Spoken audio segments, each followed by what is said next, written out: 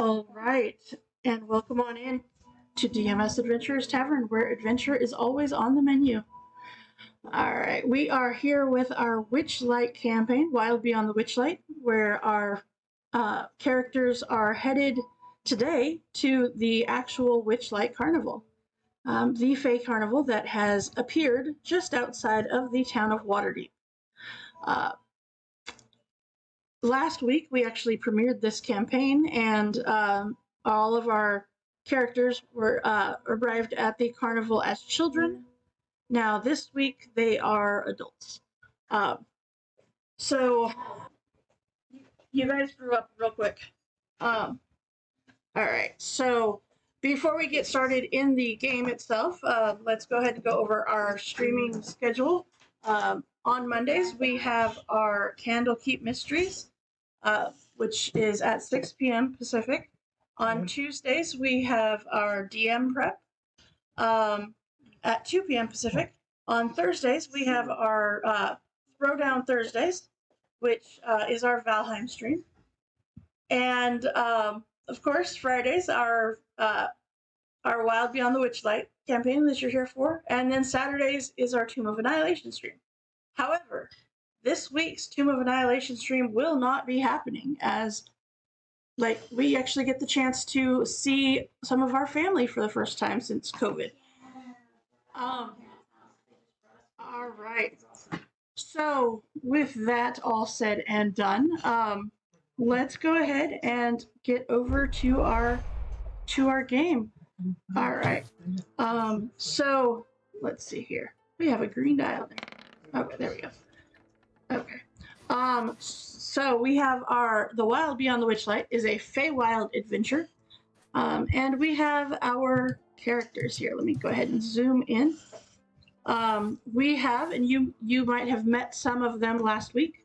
We have Echo, who is played by Tor. Hello. We have Deacon, that is played by Ragnarok. Howdy. We have Misan, who is played by Bill. Hey. I haven't even started yet, she's already laughing.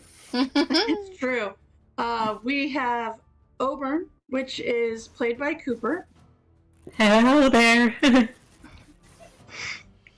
Yeah, that's exactly gonna be. I love that voice. Well, then we have Hennar, played by Cindy.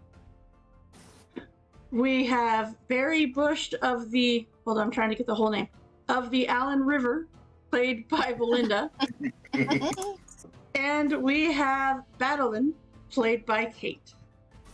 Hello. Right. Okay, so with that, Badeline? Mm-hmm. All right. We find ourselves within the city of Waterdeep, specifically within a tavern within the city of Waterdeep. Not necessarily your standard token that or standard tavern that we normally go to. You guys are kind of just in just a random tavern. However, the amazing Witchlight Carnival has come to town, and it is on everybody's mind, as well as it is on the tongues of so many people, as they are both excited and just interested, because the carnival only appears within the material plane once every 8 years. So it hasn't been here for, at the very least, 8 years, with right outside of Waterdeep. So you all find yourselves within this tavern, with the exception of two who are just walking into the tavern. Now, Misan, Barry Bush, and Oberon, the three of you are close enough age-wise that you would actually remember each other from your time as a kid.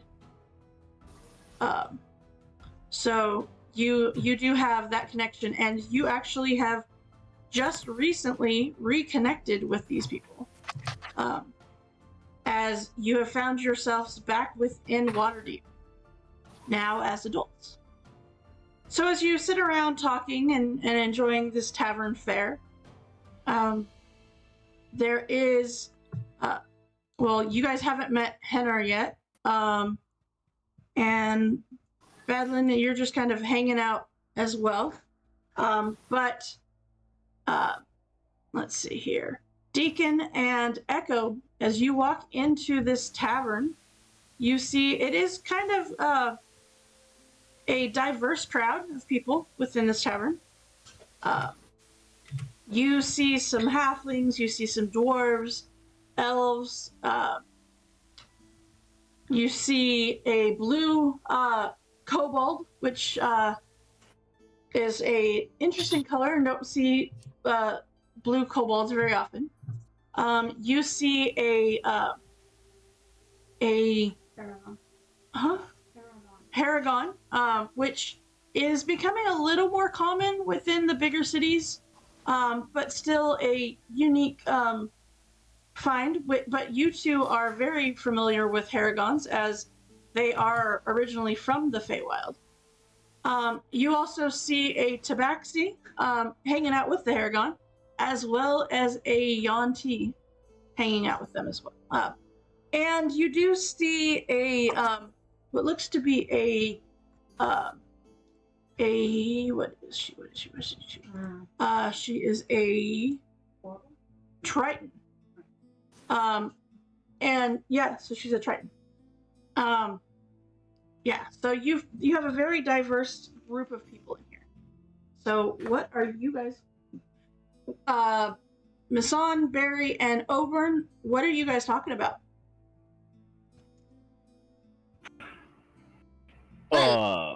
Yeah, go ahead. Oban, do you remember back when we were younger? And we talked about your feet, and I traumatized you. Oh yes, I have many nightmares, thank you. I mean, we were kids, you know, but it was only a joke. See, nobody has hunted you for your feet. Not yet, but thank you. You want a scone? Oh, is that from that scone place, the one run by the guy in the bathrobe? Yes, it's surprisingly good. I would love to try one. It would be delicious. Excuse me. Did I hear you mention scones? Yes, do you want one? Who are you, by the way? I'm Hennar. Very nice to meet you. I really like scones. Would it be possible to get one? You can have mine. Oh, thank you. That's so nice of you. Well, aren't you a cute little thing? Are you from around here? Yeah, actually, I've lived in the city for most of my life. Yeah, I'm Hennar. Very nice to meet you all. You're not a criminal, are you? Oh, come on. I think she's nice. Sorry, Yeah, my friend is quite interesting. My name is Oberon. Nice to meet you. Very nice to meet you too. Thank you. My name is Barry. Hi, Barry. I apologize. I work for the town guard, you see? So I'm a little wary about the bad people in this town. I don't think I'm a bad person.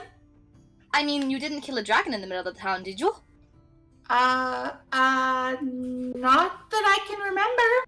Oh, thank goodness. That was such a big mess to clean up. So big. I'll lean over and whisper, "It's okay. I might be a bad people. Don't tell her." Okay. Your secret's safe.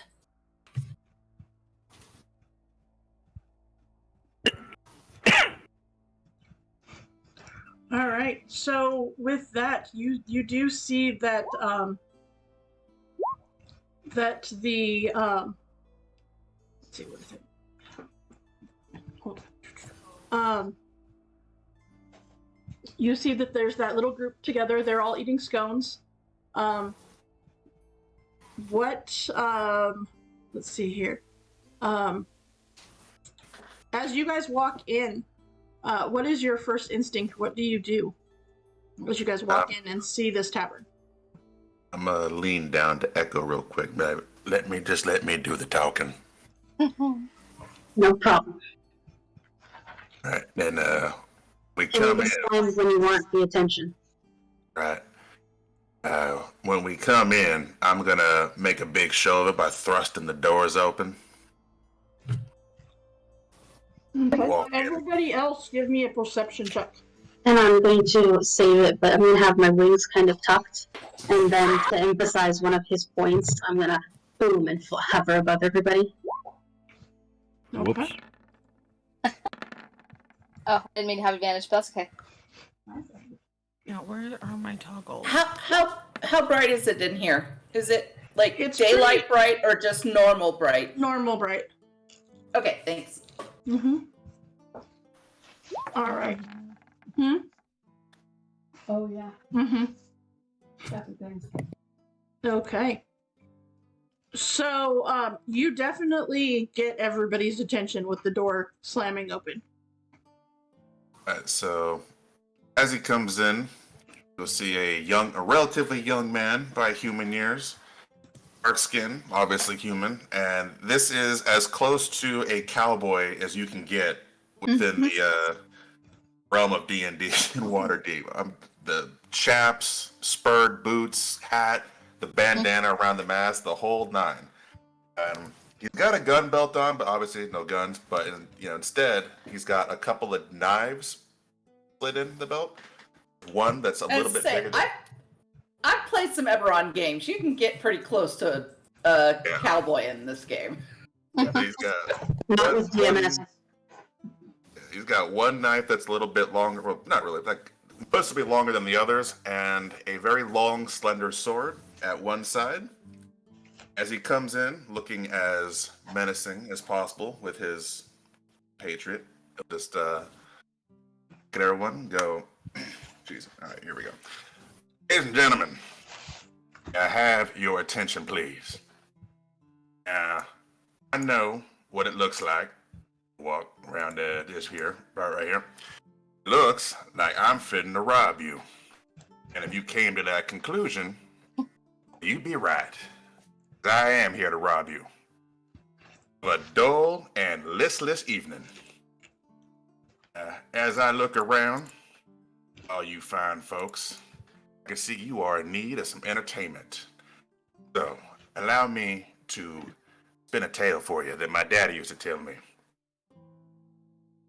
Tale, William Tell. I won't bore y'all with some long, fancy speech, but the legend of William Tell was actually quite simple. A man who shot an apple off a feller's head at 40 paces. Now, ladies and gentlemen, I ain't no William Tell. I can't use no bow and arrow.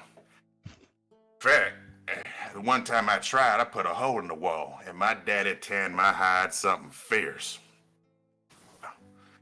Ain't good with no bow and arrow. I am. Knife. Pull out the longer one. Here, William Tell. Ladies and gentlemen, may I please have a volunteer? I would be much obliged. So who is going to volunteer? Oberon, you'll do it. Don't be shy. I pick up Oberon. Is he small enough for me to pick up? Oberon, are you small or medium? As an adult.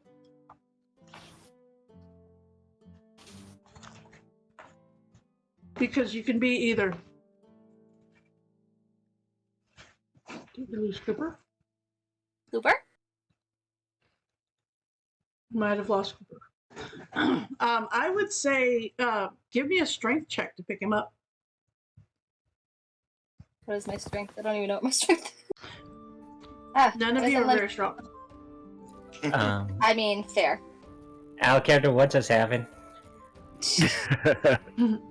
I'm attempting to pick you up if my character sheet will frickin' respond. Be a Hold on. volunteer, partner. Next question, why? Don't Why you worry no? about it. If somebody wants to roll it for me, I'm having some technical difficulties over here. Okay. He's still not responding, and I'm like, no. Strength check on me. Yep. Uh-huh. She's trying to pick you up. Are you medium or are you small? I'm a small bunny, so Okay. That is still not going to be enough, though, because that was an 8. I will volunteer after watching Barry and Oberon struggle, and yeah, you know what? I'll do this. Haha, it worked. I got somebody to volunteer. Yeah, you did. Uh, What do you need? what is happening? which one was Green Dryden? snake lady. Yep. Snake lady. All right. There. Thank you very much. And I will, what's your name, Miss? Masan. Son. That's a nice name. Would you do me a favor and just walk over to this here wall? Sure.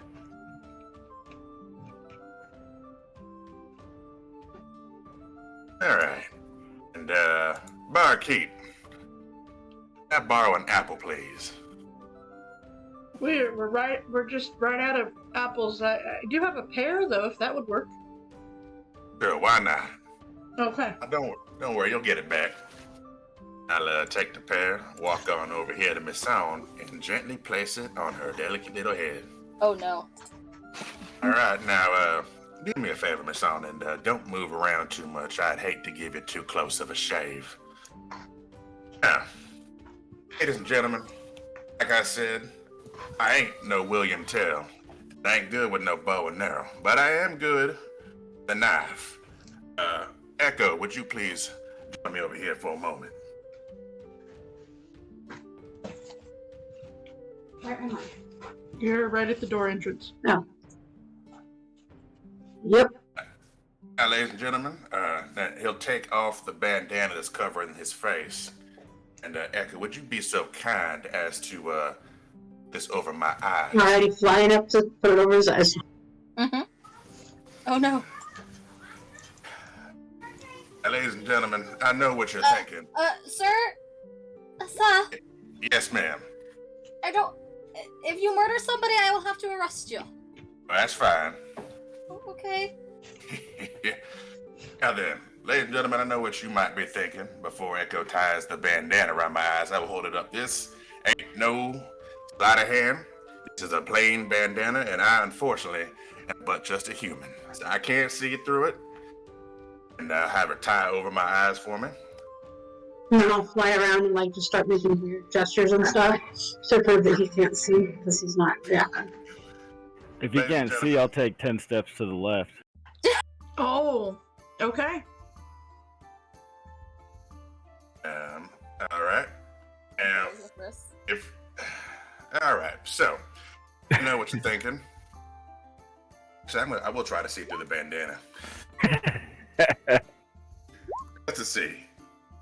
Right, if Echo could alert me by some chance to the chicanery that is underfoot. Not with an 8 on perception. Let me go ahead and try.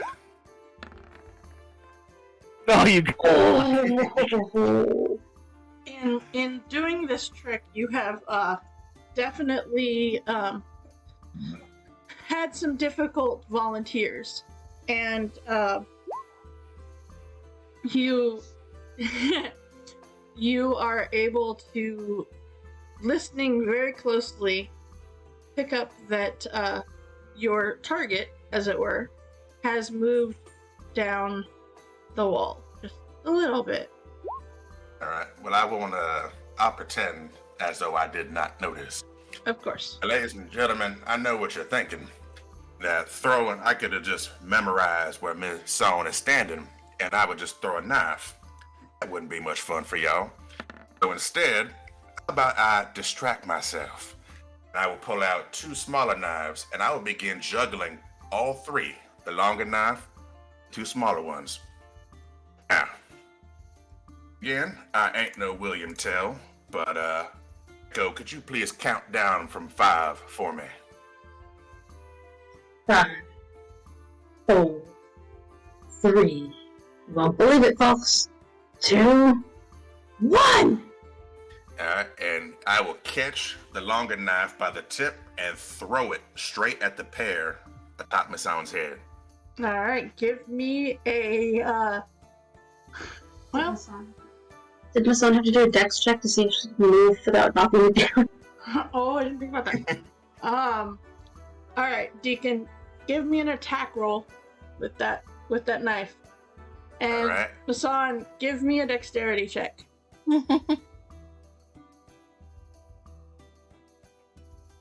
Let's see here.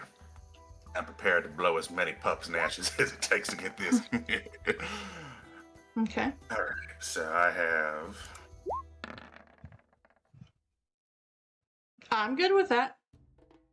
Masan, as you watch Deacon is standing pointed directly at the place where you were. And as he catches that knife and lets it go, he has, without changing his body direction, with only his arm, he changes the direction that knife goes. And as the knife comes flying at you, you go to duck, and you duck down. However, the knife has already hit the pear and is now embedded into the wall. Isn't he amazing, folks? I jump from the ground, clapping wildly. I will take the knife out of the wall and cut a slice of the pear off and eat it. Okay. Take off my blindfold. Ladies and gentlemen, my companion Echo and I are here on behalf of the Witchlight Carnival. Now, allow us to incite you as to what that means. If you come see our lovely little show, you will see acts of the arcane, sleight of hand like you've never seen before, safe and humane animal handling, as well as acts of acrobatics and athletics. This is Echo, the best blade of the West, in black. Much obliged. See our wonderful, amazing Deacon. Come on down to the Witchlight Carnival. Fun for all ages. No entry without a ticket. I'll walk on over here and collect my knife. Okay. You did great. All right. And as you kind of make your rounds within the tavern, as the others come and talk to you and ask about, what time's your performance and this, that, and the other, you see this group in the center, the one that had your volunteer.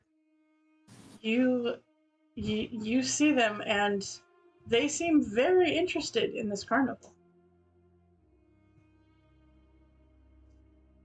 Everybody does, for that matter. Where do we go? Where do we go? This sounds so awesome. Oh, A little sus to me. Do volunteers get a free ticket to the show? I'll tell you what, you give my name at the gate, we'll see if we can get you a little discount. Don't tell nobody. It's our little secret. Okay. I assure you, ma'am, it is all on the up and up. We have only the finest performers, adhering to all of the strictest laws that could possibly be enacted. We only aim to bring joy wherever we stop. Throwing a knife at someone is legal. Is joy? It can't be. Volunteering someone else to have some undisclosed thing happen to them, is that legal? To be fair, I did not know that you were going to throw a knife at them. Hey, consent, man. It's number one at the carnival. And no need to get all hot and bothered. Barkeep, round of drinks for the table. All right. And they will bring over a tray full of ale, enough to not only the ones at the table, but also the two carnival people. Are there any kids around? There are not. Okay. It's a tavern. But also, again, it's a tavern. It's a restaurant. There are perhaps 3 children in a trench coat. I was gonna say, you saw that there were people working behind the bar preparing stuff, and you might have seen a child back there, but it was just like at a glance. There's I a was small just gonna- quarterback going by. Just ignore him. Yeah. I was just gonna like druid craft stuff to juggle or something for the kids. All right. So with that, is there anything that any of you need to do within Waterdeep before you venture out to the carnival that evening? I want to go to my office, Okay. and I want to tell the captain of the guard and be like, and tell him, were you aware of this carnival that has come down? Yes, of course. They threw a knife at somebody in a tavern. Did they hit them? No, but they could have. Did they threaten the person who they threw the knife at? Well, let me know, but Well, then it's not a crime. If they didn't hit them and they didn't threaten them, it just sounds like a one of the skills that they do at the carnival. Although I haven't seen a knife thrower at the carnival in quite some time. But Captain, you have heard of these fey people. They kidnap children. I've heard stories. Huh. Well, then it sounds like you probably need to go there and check this out. Well, you know, I investigate the crime scenes. It's your job to investigate the crimes. Until there's a crime scene, I have nothing to do. Yes, but what better reason than to go and enjoy a carnival? And if you happen to find a crime scene while you're there, or overhear something that might help to lead us to whoever is kidnapping children, as you say, then would that not be the perfect cover to do so? You are sending me an undercover operation? Oh, that's such an honor. Yes, of course. Since you Like it. clearly have never been there, this would be the perfect time to do that. Now, does this promotion come with a pay raise? No. Oh, sad. Let's just say that it'll look good on your file if you do this. God damn it, that never means anything. Okay, I will go, but I will not enjoy myself. I once went to a carnival as a child, and it was not a good time. No. Well, I'm very sorry for that. Hopefully this And one will be different. And I walk out while tinkering in my hand out of anxiety. Okay. Yeah, because she is an artificer. Mhm. Alright, so, I wasn't sure if you said thinking or to look. alright.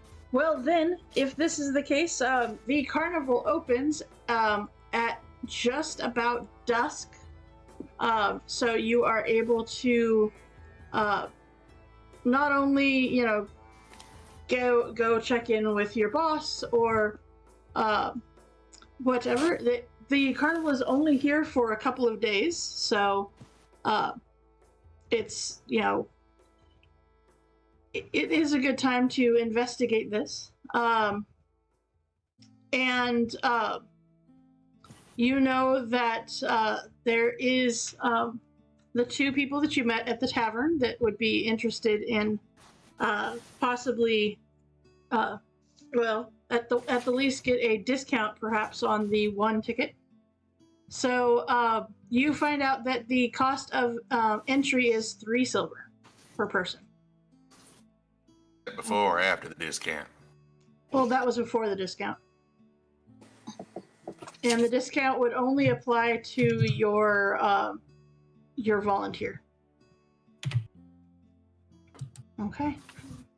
So, Echo and Deacon, you guys head to the next tavern, work your way through Waterdeep, doing, replaying this the sales pitch and getting volunteers at each location before getting ready to head back to the carnival itself. All right. So the rest of you, actually, you all kind of end up getting there about the same time. And you, yeah, let's see here. I'm trying to get this map so that you can kind of see most of it here. There we go. All right. Adeline, Uh-huh. Madeline followed the two of them like a distance behind and watched them redo the thing over and over, and then Okay. arrived back with everyone else. Okay. And So, is just hanging towards the back, observing. Okay. Echo and Deacon, please give me perception checks.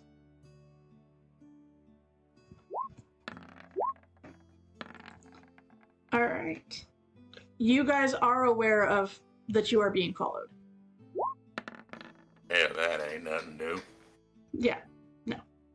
But you are aware of it. So It's kind of our job to get people to follow us and go to the carnival. it's true. It's true. All right. So with that, you are all. Let me get your tokens on here because I meant to do that and I didn't. So you can see that there is a ticket booth right here in the center, and that is where we find the. Well, we again find our party members as you guys all arrive back at arrive to the carnival. Some of you coming back. All right. And there you go. Let me make these a little bit smaller because they are a little big for this map. I'll be trying to find stories about the carnival to see how long it's been doing here, coming to. Okay. Would that be history? It would be, yeah, I'll give you history for that. Okay. From what you have heard, the carnival chooses a different location each every 8 years. It changes, and while they are within one of the planes, so such as the material plane, they will go around for they may be here for 3 days, and then they'll pick up and move to a different location on the material plane, stay there for a couple of days, and just bounce around until they feel like they need to go to a different plane. And they never go back to the same place until the 8 years has passed. And the location of where you guys find this carnival is very similar to the location that you guys saw it as children. And again, it's quite interesting because you are from around here. You are aware of, how the landscape is around the city of Waterdeep, and you know that this was a great big open field. For the most part, there was a couple of trees sparsely through the area, but it looked absolutely nothing like what it currently looks like with the carnival. There was not a river that ran around this area. There was, all of this stuff is it's different. And it's an interesting thing to take in now that you are using this time to be able to actually see the carnival. All right. Which part of the carnival would we have seen? You guys were up just right by the Dragonfly rides. Okay. This was the section of where the story took place for last week. So that's where Candlefoot and the spinning wheel and all that stuff was. I don't miss the racing. Because it wasn't. It was not in that module. Aw. Mm-hmm. You had a different map. Yep. They were still setting up that stuff. They weren't. Yeah. They weren't quite open yet, apparently. Okay, so as you arrive at the ticket booth, you see Echo and Deacon come walking up. You also see following them the Triton from the bar where you guys were. And so what would you guys like to do? We see them. You do. I'm literally rushing up to the ticket booth as quickly as I can get there, literally pushing past people or climbing between their legs and all that stuff. Okay. Well, as you arrive at the ticket booth, a silver statue of a dancing fairy is mounted on the roof of this ticket booth and surrounded by fluttering butterflies. The booth itself is decorated with an animated depiction of the night sky with shooting stars arcing across it. An elderly goblin perches behind the ticket booth, peering at you almost quizzingly through a spyglass. As he lowers the spyglass and he calls out to you and says, "Greetings, fairgoers. What can I do for you? Is it time to get a ticket?" I'm jumping up and down. Can I have one? Can I have one, please? Please. Of course, if you've got the money for it. May I ask? How much? What? May I ask something first? Of course. Have you been here before? Yeah. When I was really little, and it was a lot of fun, and I can't wait to do it again. Well, I'm glad to have you back then. All right. He says, "Okay. So, what is your name, little one?" Nice to meet you. Nice to meet you as well. You wouldn't be associated with, and kind of looks over at Echo and Deacon and says, "With them, are you?" I saw them in the tavern, and because they were so cool, I had to come check it out. Interesting. The reason I ask is that that name sounds very familiar. Hang on one second, would you? And you see he actually gets off of the little counter and goes down underneath the counter and pulls out this box and gets back up on the counter, opens it, and it's this box that has a ornate wooden box with a silver clasp and monogrammed NM on it. And he opens up the container and he pulls out this piece of paper and he said, "Question, do you have a last name?"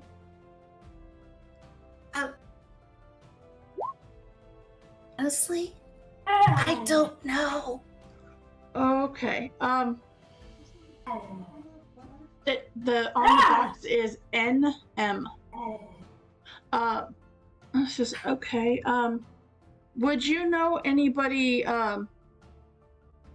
Well, I have this packet here that it has your name on it, but also has the name of several other people, and I'm just not quite sure if, since you don't have a last name, if this is the right you.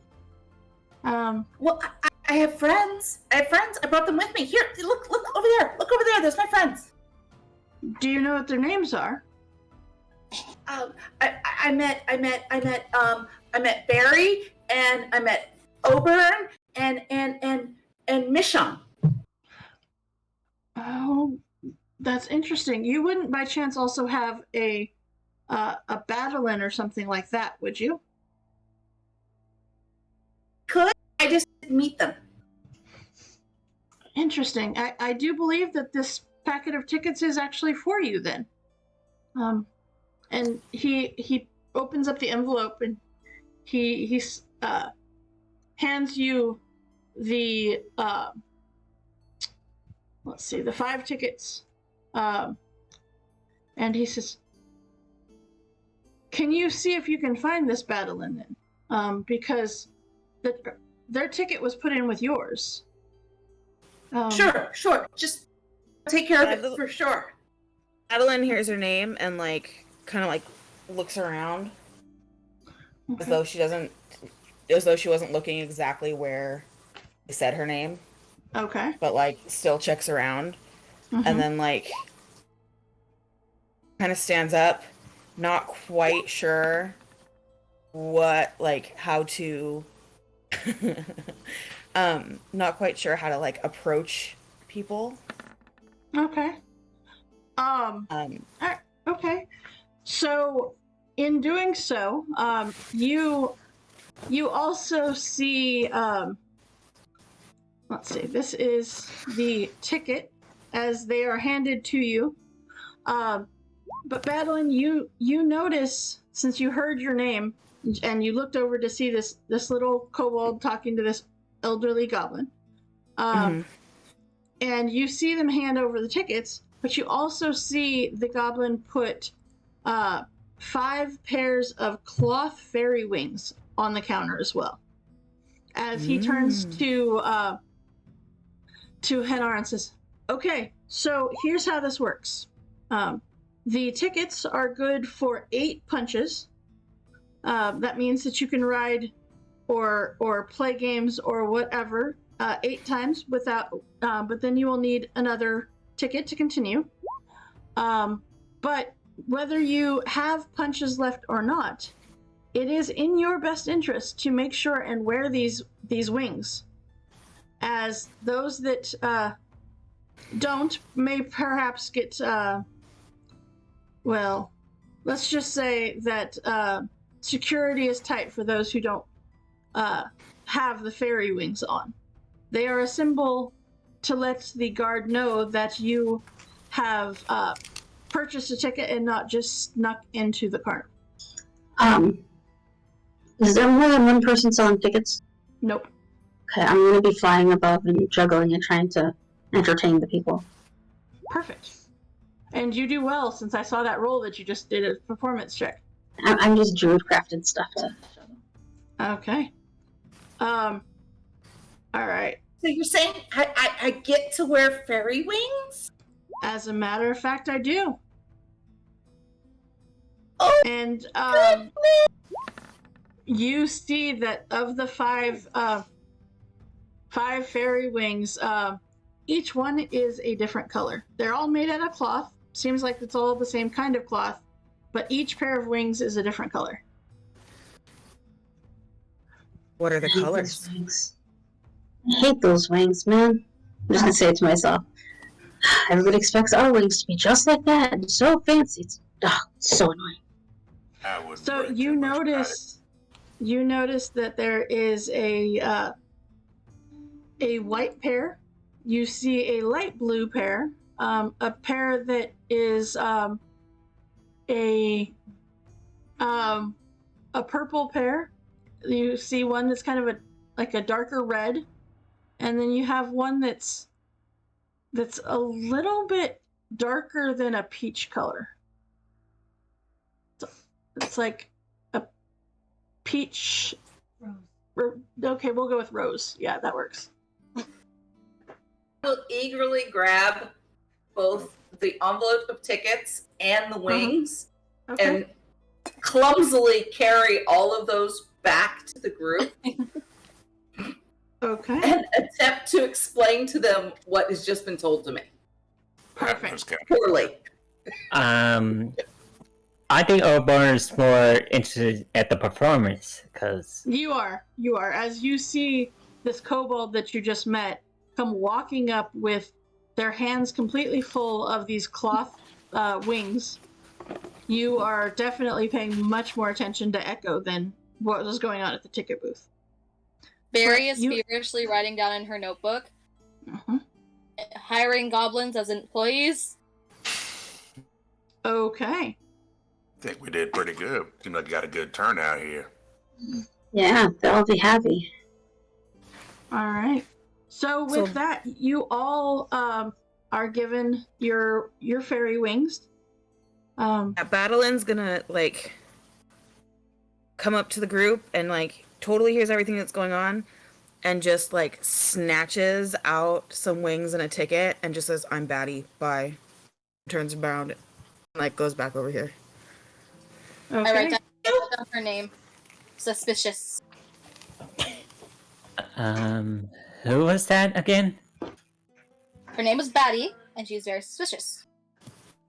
Did you not just hear her and see her? Sorry, I was watching the performance by the fairy. It was lovely. All right. So after Henar passes out all of the wings and the tickets to get yourself, that you have now gotten, you also, Henar, you get called back by the goblin and says, "Here, let me give this to you," and hands you a couple of the maps to the carnival. Just like Disneyland. Just like Disneyland. Yes, exactly like Disneyland. I take out my pen and start like marking where we're at. I'm gonna keep track of where we're going. Okay. All right, so you do so. Where would you guys like to go? And by the way, I was going to use this and use one token for your party, and then I made the mistake of realizing that you guys are probably going to split the party, which is totally a thing you do. So maybe you have your own token. Never. We would never do that. Never do that. I would never pout and stay behind. I would never do that. I don't mind All doing right. whatever Echo wants to do, but I don't know what they want to do. So, Deacon and Echo, as you arrive back in the carnival, you see one of the, let's see, what is it? What is his name? You see a, hold on. I lost what, there it is. You also see and recognize the goblin that is running, the ticket booth, his name being Nicholas. And Nicholas scribbles a brief note to you before getting Echo's attention, and you go over and you grab it. And it says, the tickets, or this party was given tickets for free. Maybe stay with them and make sure they don't cause too much trouble. You got a babysitting job, Deacon. You got babysitting jobs. And all right, I guess we can look after them. And you know that this has been a thing usually reserved for the VIPs. And Does that mean we don't have to be as nice because they're not VIP? well, you've only done this once before to a group of dignitaries. But you know that in doing this, it also allows you to play the games and ride on the rides, whatever the people you're guarding wants to do. One of our features is we can already do that. Oh, no. But you're not working so much as being able to go and play and get stuff. Oh, hell. I guess we could look after them. Yeah. All right. So, where would you guys like to go first? All right, folks. I see y'all again. Glad you made it. Myself and Echo here will be helping to escort y'all around these lovely grounds. Is there anything y'all would like to see first? And as you look at the list of things within the carnival, you have the Big Top, the Bubble Pop Teapot, the Calliope, the Carousel, Dragonfly Rides, Feasting Orchard, Gondola Swans, the Hall of Illusions, the Lost Property Cart, the Mystery Mine, the Pixie Kingdom, the Silver Song Lake, the Small Stalls that have lots of games in them, the Snail Races, and the Staff Area. Now, these small stalls, you of course have those that were within that small area that you played as kids. So the Magic Wheel, the Beholder game, the Paper Friends, that kind of stuff. But you also see that there are some other carnival games. There is a Almirage ring toss, catch the dragon by the tail, gnome poetry contest, goblin wrestling, name the number of feathers, and outstare the cyclops. Out of character. Uh-huh. I'm going with the assumption that we have no idea who these people are. You do not have any idea who these people are and why they got free tickets. Like, you've seen, like, the VIPs and the nobility and all that stuff come in with, free tickets and stuff. But usually it's not tickets that are given to them. It is a dandelion. So, no, you have never seen people that are within just, like, regular people, regular folk that get into the carnival for free, and especially not people who then get to be escorted by you guys through it. So it is quite interesting. Especially not usually someone who's on the lookout for any and all perceived possible infractions to the law. Right. Exactly. That carnival, well, she'll be filling up that notebook, I'm sure. All right. Jason or Taylor on the hook. I have a question. Do I remember Echo or Deacon from before? Give me a history check. Also, just as a character choice, whenever Echo gets bored at the carnival, she spins the wheel to get more magic. Okay. Even if it just lasts an hour, more magic. More magic. Of course. All right. Over the longer that you spend with these two people, the more that you start to recognize them. So yeah, you do know each other. Yeah. Yes, her name is Echo, and she is a magic addict. It's pronounced warlock. Folks, Echo happens to have a really nice game sheet they like to play. I forget, is Echo a boy or a girl? I forget. Echo. Girl. Yeah. Does he whisper this in character? I really hope he whispers this in character. Oh. Okay. Echo has a game I think y'all might like. Echo, why don't you take him to the wheel? Right this way, folks. And I'm gonna just walk with them. I'm not gonna be fine now. Okay. So yeah, as you walk. It's one of my favorite things in this whole carnival. Mm-hmm. It's what made me who I am today. An act of prestidigitation guaranteed to delight. Okay. All right. So you guys head over to the wheel, which, for reference, is over in this general vicinity by the Dragonfly rides.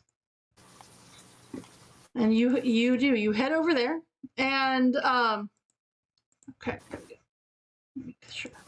Yeah. Okay.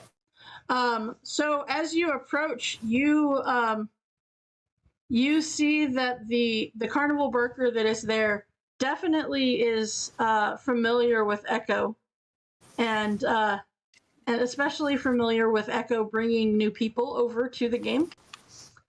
And yes, says, roll up, and spin the wheel of magic. Your journey to the strange and arcane starts here. Hey, Echo, what's up? Well, not me currently. These people got some tickets that they need to spend. Well, this is a great way to spend them. All right. I'll spend all my days. It is. When are you gonna actually take over working at this place? All right. I'd never give the magic out. That's fair. That's fair. All right. Well, You let me do it for an hour once, and it did not end well. As you can see, Echo really likes her magic. all right. Well, okay, people. This This is how is this. Druid crafts little tiny wax feet. Okay. All right. So let me explain how this game works here. What you're gonna do is you see this wooden wheel divided into 8 colored segments, each labeled with a different school of magic. Now, as you do this, you're gonna go ahead and you're gonna spin the wheel, so that it's got a good clickety clack sound going on. I mean, we don't want to just a little wimpy spin. That's not gonna work. It's got to go all the way around at least once. And now, while that wheel is spinning, I need you to choose one of the segments one of the schools of magic, and whichever one you think that it will land on. And if you get the correct, then you will get a magic prize. But don't worry, everybody wins at this. No matter if you land on that school or not, you still get a prize that will last for an hour. Now, the difference between these things is that if you manage to land on the right one that you called, you get an actual prize that lasts for a little bit. The rest of them are only an hour. So, who would like to step up and do this game here? Come on now, we've got I want to try if no one goes first, though. Yeah, Oh, right. Go right ahead. Perfect. All right, so step on up here. All right. Well then, what I need you to do, your choices are, like I said, the 8 classes of magic, or schools of magic. You've got abjuration, you've got conjuration, you've got divination, you've got enchantment, you got evocation, you got illusion, you got transmutation, and you can't forget about necromancy. So, my friend, as you spin this wheel, I need you to choose a school. Where do you think it's going to land? I guess I picked transformation, if you don't mind. Okay. All right. Well, then what I need you to do is I need you to go ahead and spin this wheel. So roll me a d8, please. Okay, I'll try. Don't worry, my friend. You're still gonna win. It's not a problem. All right. That is a 5. Well, unfortunately, transmutation is not number 5 on this wheel here. But don't worry, because it is getting late. Sometimes you don't see the best in the dark. Some people can't even see it all. But you, my friend, for the next hour, you can cast the spell Dancing Lights at will. So you can just have lights following you around or leading, you to be wherever you need to go. But you see, look at that. You get to now cast Dancing Lights. Isn't that cool? Oh, so pretty. It's nice. Thank you. You know what the best part is? You can change the color of the lights. I actually changed from blue to green on one of them. Mm-hmm. It's pretty cool, right? I mean, this is one of my favorites.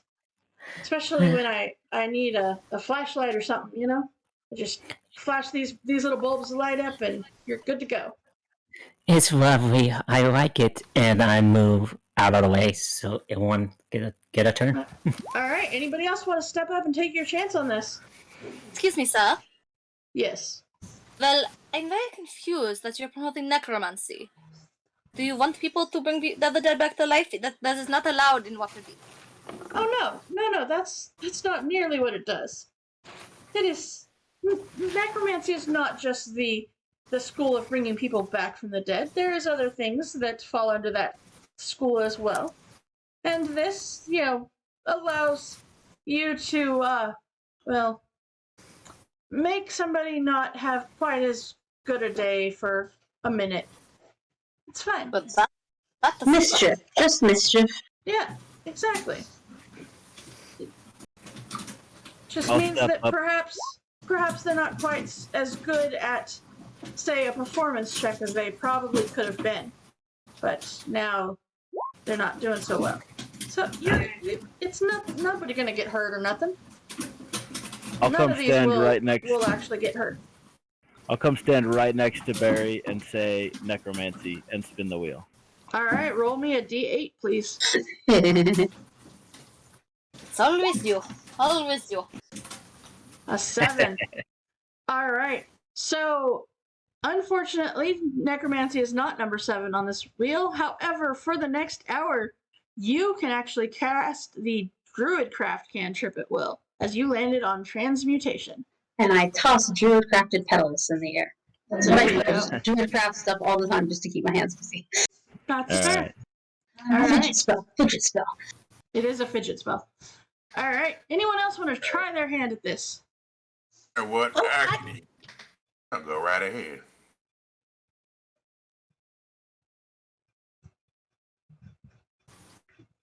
So who's stepping up? I'll step let up. it go first. Okay.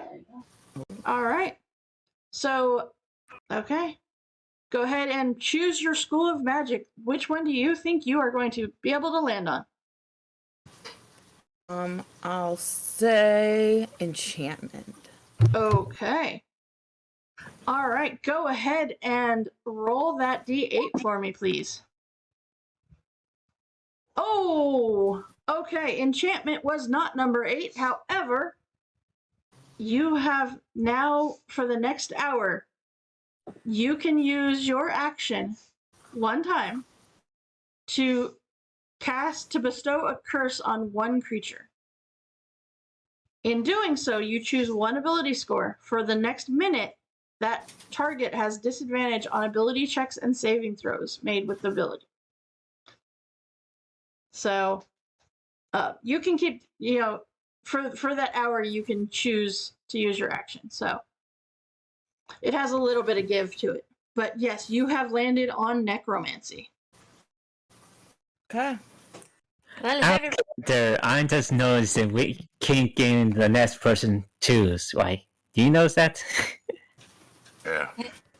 Oh, yeah. I'll go ahead and give it a spin. Okay. Echo, What school why are you don't going to you go choose? I'll let Echo pick. Choose the school that Deacon's going to land on. Abjuration, conjuration, divination, enchantment, evocation, illusion, transmutation, or necromancy. Evocation. Evocation. All right. So go ahead and. Oh, so close. My theory almost worked. So close. So that is not evocation. It is enchantment. And so for the next hour, you, Deacon, can cast the Friends cantrip at will. I could always use a few more friends. Of course you can. Of course you can. All right. Who else is stepping up? well, I mean, if everybody else is doing it, I might as well. Okay. But I'm not going to enjoy it. Well, then pick your class. What class do you think you're going to land on? Let's do conjuration. Okay. Go ahead and roll that d8 for me, please. Okay. You as well got the enchantment. That is not the conjuration's number. So you also can cast the Friends cantrip at will. I want to try for evocation. Okay. Go for it. Nope, that is the transmutation, which you already know how to do. Because that is the Druidcraft. Yeah. Are they getting their tickets stamped? Yes, you would be getting a punch out of your tickets for each time you try this game. So you have 8 to start with. Yep. And you see the Carnival Barker look at Echo and be like, all right, really? Go ahead. Do it again. You already know that one. Really? As you can see, Echo really likes her magic. All right, you get one more, or I'm going to just give you one that I think. All right, there we go. That is conjuration. You can now cast the Mage Hand cantrip at will. I already know. You do already know that one. All right, you know what, Echo? Choose one of your party members that are with you here, and we're going to give them the Mage Hand.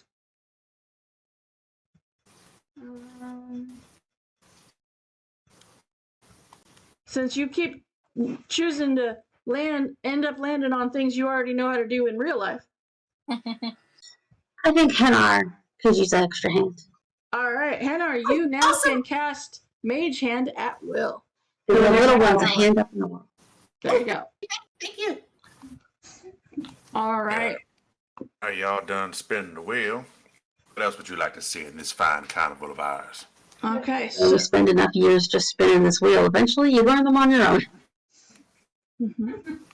It's true. All right.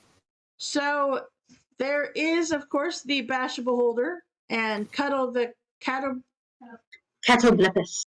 Thank you, Catablipus. There is the Fold Up Friend. There is What Time Is It, Mr. Witch? There is Name the Unnameable. There is Candlefoot's Story Hour wagon. You see that. However, there is a closed sign on it. And there's also a few new wax feet around it. Yes. And you also see Wittershin's rhymes. She's going to torture this guy forever. So it's going to be amazing. That is on top of the other small stalls and big attractions. So, where would you like to go? I'd personally pick Bash and Beholder, but that's only because I'm biased. I mean, that is a good one. As much as I like magic, you like bashing and slashing things.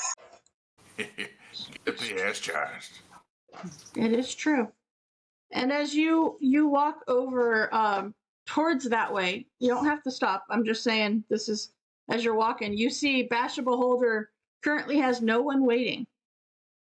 And Deacon can go on to explain that this one is, it's quite literally whack-a-mole, but with Beholder eye stalks. And if you do not succeed in bashing it, that will come out of the hole, and there is an effect. So you must make the strength check in 5 or fewer attempts. Three successes in 5 or fewer attempts. And then you get a prize. This one here is one of my favorite, but you gotta be quick. It's true. Would anyone like to play this game? Out. Please me, please me. Okay. I'm up to bat. This here is your whoop ass stick. Hand it to her. And it is a cushioned wooden mallet. And you see the Carnival Barker says, "Win a prize, pulverize the beholder's eyes before you are mesmerized." All right, you're gonna take on this beholder. Okay, let's do this. All right. I'm gonna stand clear of this one, though. I'm gonna stand clear. What I need, Henar, from you is a strength check, please. Okay.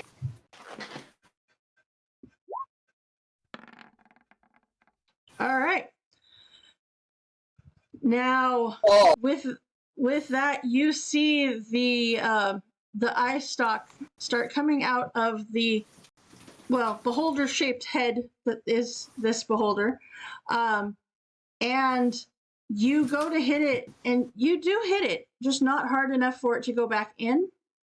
I need you to give me a D8, please. Okay.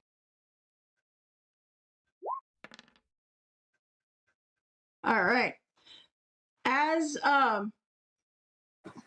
As you see this eye come out of the stalk, it looks directly at you, and you see the eyeball in this eye stalk starts turning in a very hypnotizing manner, and you start to get really sleepy. And you put the hammer down, you sit down on the ground, and you proceed to fall asleep. Curl up in a nice little ball, very happily. I try not to suck my thumb. Okay. Give me a con save. A what? A con save? A con save, yep. Sure thing. You manage to not suck your thumb as you fall asleep. Very good. Very You're good. in public after all. Gently nudge Echo and be like, "Looks like they got another one." They're always so much more agreeable when they're sleeping. Very true. Do I hear this All right. conversation? You do. I will wake up the Kobo. Are you okay, Okay. ma'am? All you right. all right? So, Hennar, you come back to consciousness, being woken up by the small bunny that is within your party. And as you wake up, you realize that it was the eye stalk that made you fall asleep. But you have 4 more chances. Those darn beholders. Mm-hmm. Okay, so I grab the mallet Okay. and I do both hands, and I look very intently at the area. Okay. And whack. Okay. give me a D8, please. Please don't roll a 3. Please don't roll a 3. Please don't roll a 3. All right. Okay. Use the mage hand too next time. I need it. All right. As you bang against this this eye stalk, it does not go back down. But as you look at this hammer, trying to figure out why did it not? You are sure that there should have been enough force behind it to make this thing go down. It is then that you notice that the hammer starts turning into a harmless grass snake, which slithers away. That is the end of your game. You must spend another ticket punch in order to play again. Okay, I'm gonna just go to the back and watch everyone else and rethink trying to figure out what I did wrong. Okay. I'll try. If no one don't mind. Step right up. Bit of chance. Okay. All right. So, Oberon, you're gonna take on this challenge? I'll try. I'd not be good, but I'll try. Okay. All right. So go ahead and roll me a strength check, please, as you grab this new wooden mallet that was put out here. Okay. All right. So I need you to roll me a d8, please, because a 4 is definitely not enough to get this to work. All right. So as you look and watch this eye stalk come out, the eyeball itself is covered in very sparkly colors. And I need a dexterity saving throw, please.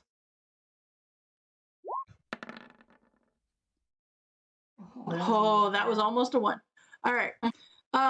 You managed to duck and avoid most of it, but you are still covered in glitter spray as the eyeball bursts open and sprays glitter at you. You don't manage to get all the way out of the way, but it's not completely covering you like it would have been had you not made that save. Question. Do they have an easy or small child mode to these games? Because I feel like it's not fair to expect a kobold to hit with the same force as everybody else. No? Makes me feel better that everyone else done failed too. I was looking to see if I could notice the sparkles, but it doesn't look like it did. No. Aw. You notice them after the fact. Okay. Yep. Definitely after the fact you notice these. Yep. All right. So, Oberon, you are still up. What would you like to do? You gonna try again? I'll try it again. I'll try to figure out what I did wrong and try Okay. better. But I doubt I'm not gonna make it. But here we go. Okay.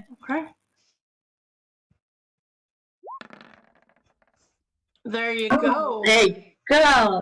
All right. So with that you hear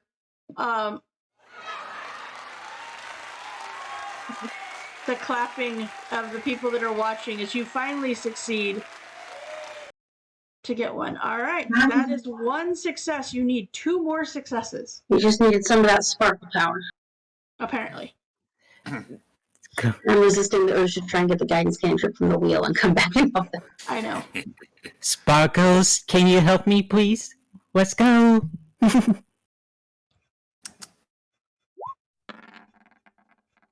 Apparently so, as you do it again. And the Sparkles are amazing. That's why they help. Okay. So that is 2 successes. I need 1 more from you, Oberon. Last one for luck.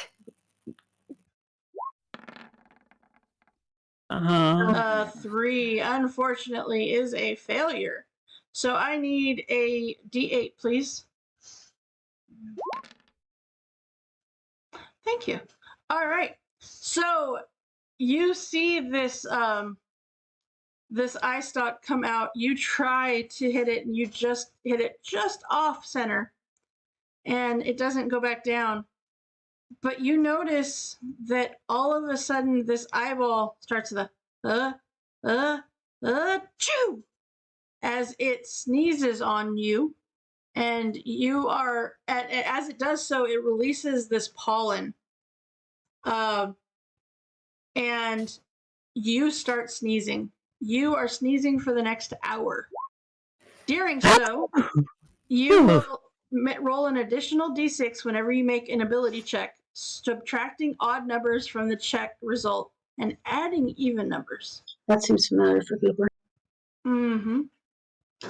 All right. So with that, that was a failure.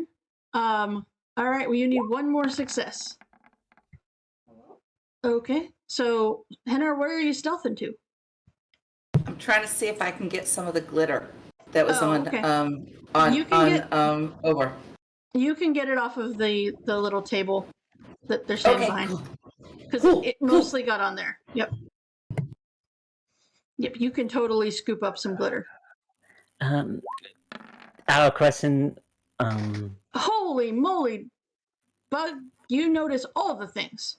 Yeah, sorry. If I noticed that she was going for the glitter, I would prestidigitate a whole bunch of it around her. Okay, perfect.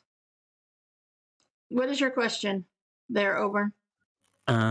The puff. You said I subtract the odds at evens. Yeah. So, for the sneeze roll, you roll an additional d6 whenever you make an ability check, and if the number on the d6 is odd, you subtract it from the number, or if it's even, you add it. So it's kind of a good and bad d6 depending on what is rolled. And does it work on here on this check? It does. The strength check is an ability check. All right. I give it a whack. Okay. Go for it. And boom.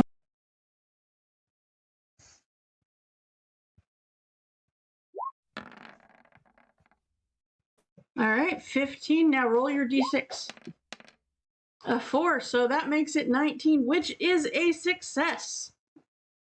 All right, so with that, the prize for winning this game, the gentleman hands you over a pair of really big gloves. Giant sized gloves, as a matter of fact. Oh, this here's a good one. And Echo. Oberon, give me a history check, please.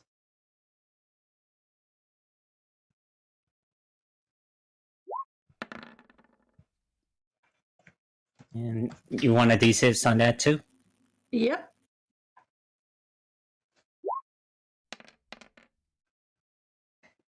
All right, so that is an addition. So that is a 19. You recognize these gloves from when you were here as a child. They are, in fact, giant gloves. They will turn your hands giant. Instead of, like, most magic items conform to your hand, this one makes your hand expand to their size.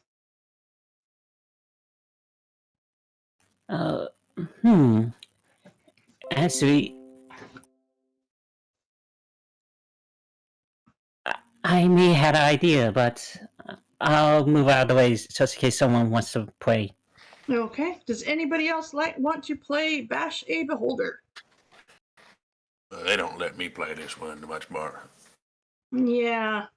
You should just make sturdier beholders. I keep telling you that. It ain't my fault I got a good wrist. Mm-hmm. All right. So with that, where would you like to go next?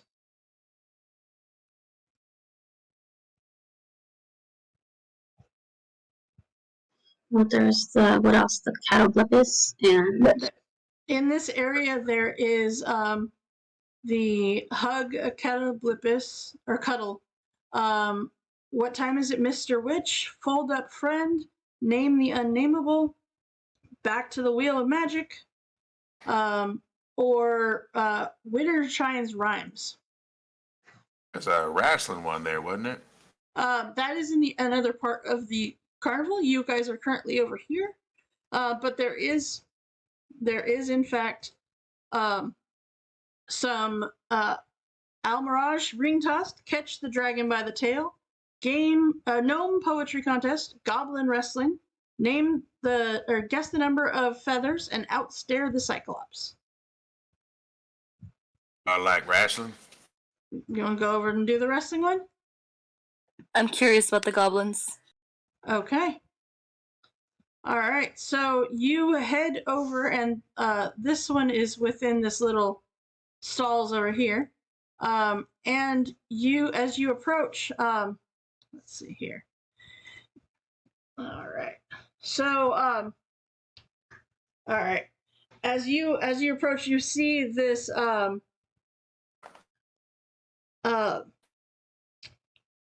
this kind of burly gnome.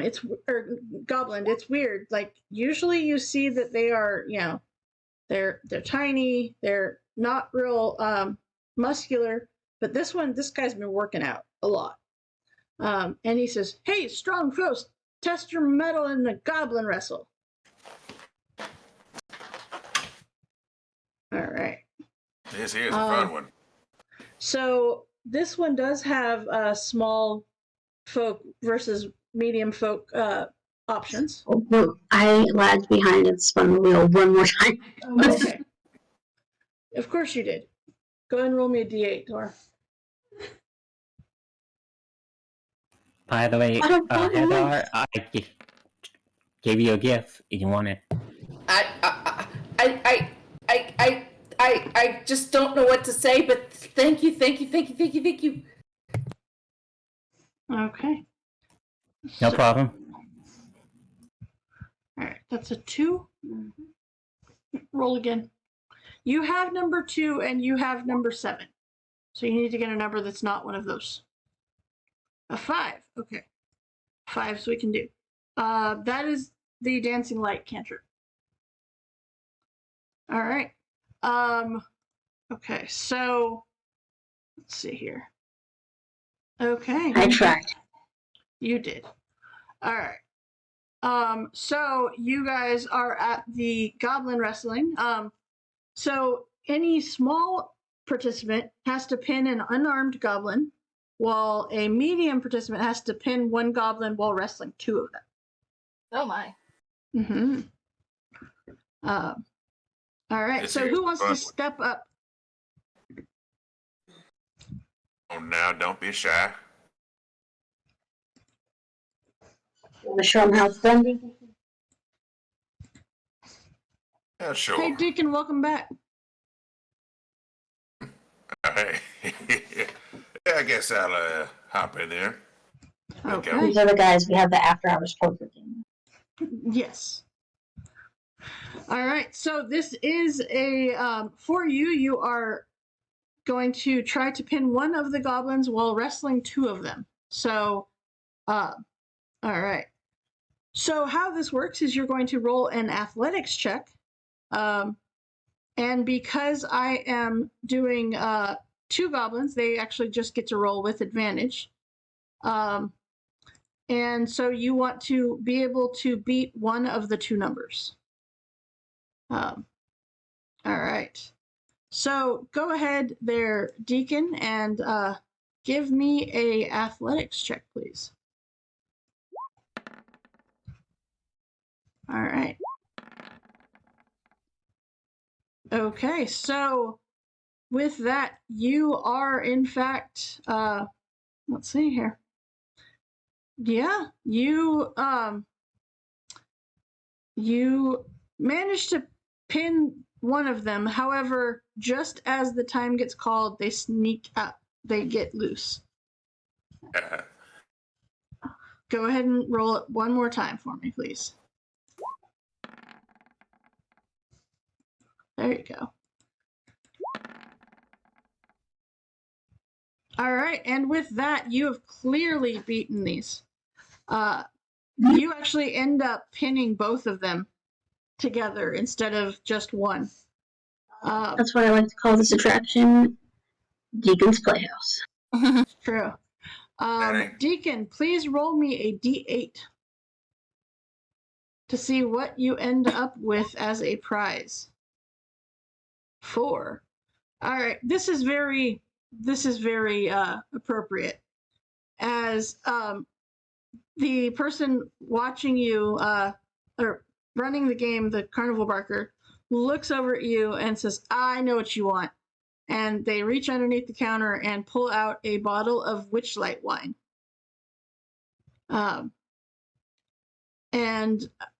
You are aware, because this is, a special thing here, that whenever the bottle is uncorked, it plays calliope music until the bottle is emptied, or the cork is put back. Got that track from last week. Yep. I'll go ahead and leave that bottle cork for now. Good call. See there, folks, ain't nothing to it. Go on, hop in there and wrestle you some goblins. Okay. Much of experience here. I wrestled pigs on my daddy's farm when I was a kid. All right. Would No anybody wrestling else like like to participate? I guess I'll try it. There you Okay. go. All right. However, first roll. You are a medium creature, so you will be doing 2 goblins. You got to pin 1. Yes, phrasing. Sorry. You will be competing against 2 goblins. You need to pin 1 of them. Okay. All right. It was really bad. All right. So that's a 9. Okay. Yeah, that's 9. The odds are not in your favor on this one. Really? Really? No. Mm-mm. All right. Let's see here. Let me grab their character sheet because I had closed it. Why would you ever do that? Yeah, no. Because I was running out of room. Because I'm only on one screen today. There's another monitor right there. Yeah. All right. Unfortunately, it does not work. You do not succeed. Oh. Do you want to try again?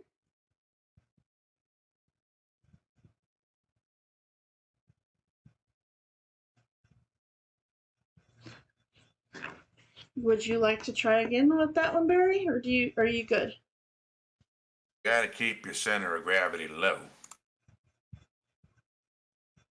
Mm-hmm. Duck down and go for the legs. Yes. All right. So, okay. All right. Then everybody actually give me a perception check, please. How long does this power thing last again? Ooh. That one is an hour. Yep. So it's still in effect. Yes, it is. Okay. Yeah, it's just too quiet, so I have to turn it on. Ragnarok, turn off your music sound. Lord have mercy. I have to. It's too quiet. All right. You guys are playing carnival games. Come on. Well, we also aren't fighting cats right now. So. True. Yes. All right. So that is a 13 there, Open. All right. So let's see here. Well, Barry definitely notices it.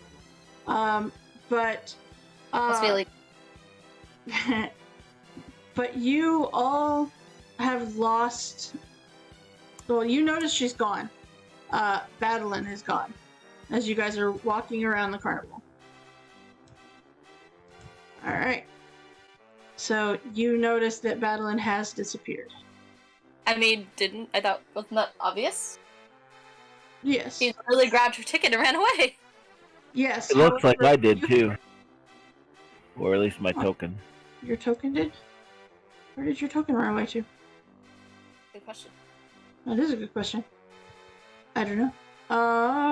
It might have done that thing where it switches the layer again.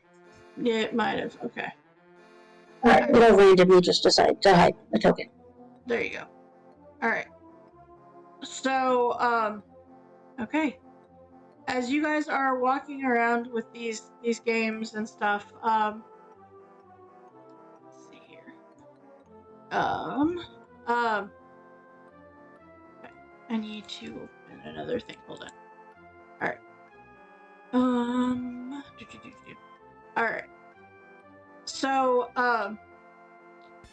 as you are walking through, you see a 12-foot tall walking tree, garland in golden ribbons, marching up and down the thoroughfare. Emerald clouds swirl above the tree and rain down golden, spinning sycamore seeds. Fairgoers, you watch these people try to catch the seeds before they hit the ground. As the seeds gently fall, a chatty squirrel scampers along the burrows of the tree, handing out dandelions to select passerbys. Now, I fly up, high five the tree and the squirrel. Perfect. The squirrel hands you a dandelion when you do so. All right. So name these people. What? We need to name these people. We can get Chad and Jack and everybody back. The tree's name is Northwind, and the squirrel's name is Red. You were No, Is he a red squirrel? it's in the module. So actually, as you fly up to Red, he's like, he's able to actually speak. He is an awakened creature. He hands you enough dandelions for your entire party, including you and Deacon. And so, all right. What you are, you know what this is. It is part of their welcome package thing. This happens the first hour of every day of the carnival being open. You know these specific dandelions because they are not your traditional dandelions that you find just growing out wherever. These are Feywild ones.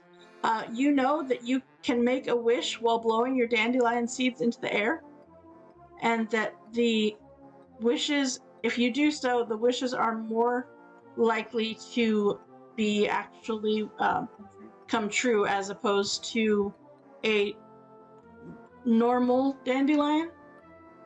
You have enough dandelions for that. Would any of the rest of you try to attempt to catch a falling sycamore seed? I'll go ahead and let our VIP take a gander.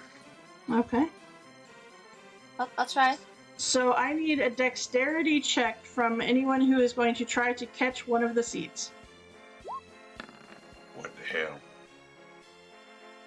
hell? Dexterity check? Dexterity check, yes. All right. Okay. And all right. Over and roll. There we go. Okay. So Barry, Deacon, let's see here. Masan, Henar, actually everybody. Yeah, you guys managed with the D6 on there, Oberon, you managed to make it. I need everybody to please roll me a D8 as you are all able to catch seeds. All right.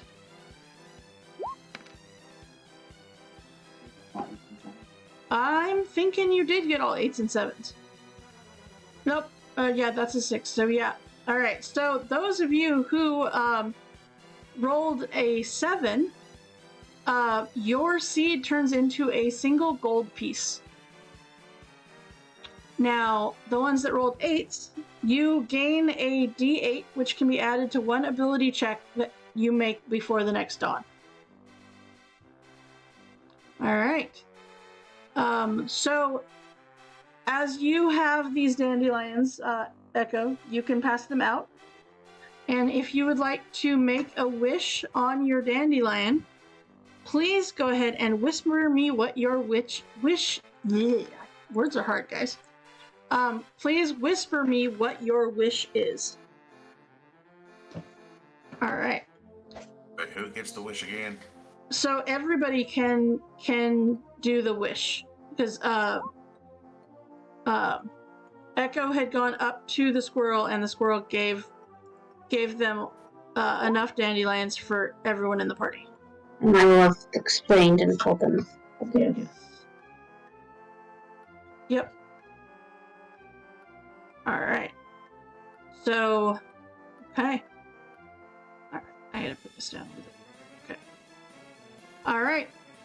So with that, the first hour of this carnival has come to an end. You guys all received gifts from the carnival, and it is actually at this exact point that we will go ahead and take our break, and we will be back here in just a few minutes. So we will be right back. All right, guys.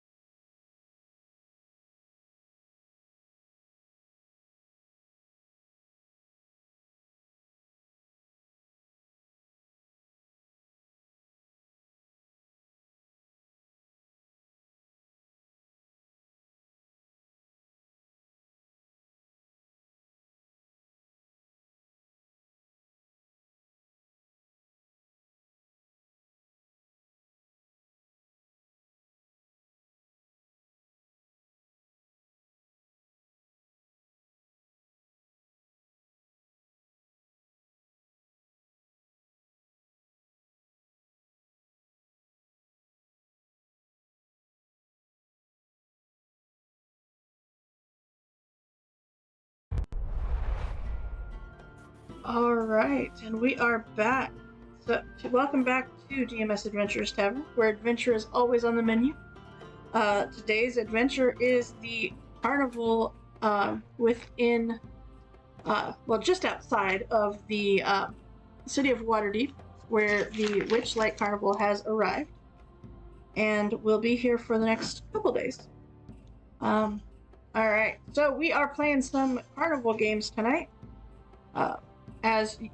Or you guys can go on some rides. It is up to you and how many ticket punches you have left. So, all right. So just like as a rule, what my character would do is going around, even at work, or leading people around if she sees like small kids. So like you would craft something or juggle to make them smile or something. Okay. She really likes kids. Okay. Yep. You can totally do that. All I'll right. go ahead and give my bottle of wine to our Tabaxi Inquisitor. Okay. Very good. She would taste of the Witchlight. I smell it. Does it smell like normal wine? Give me a perception check.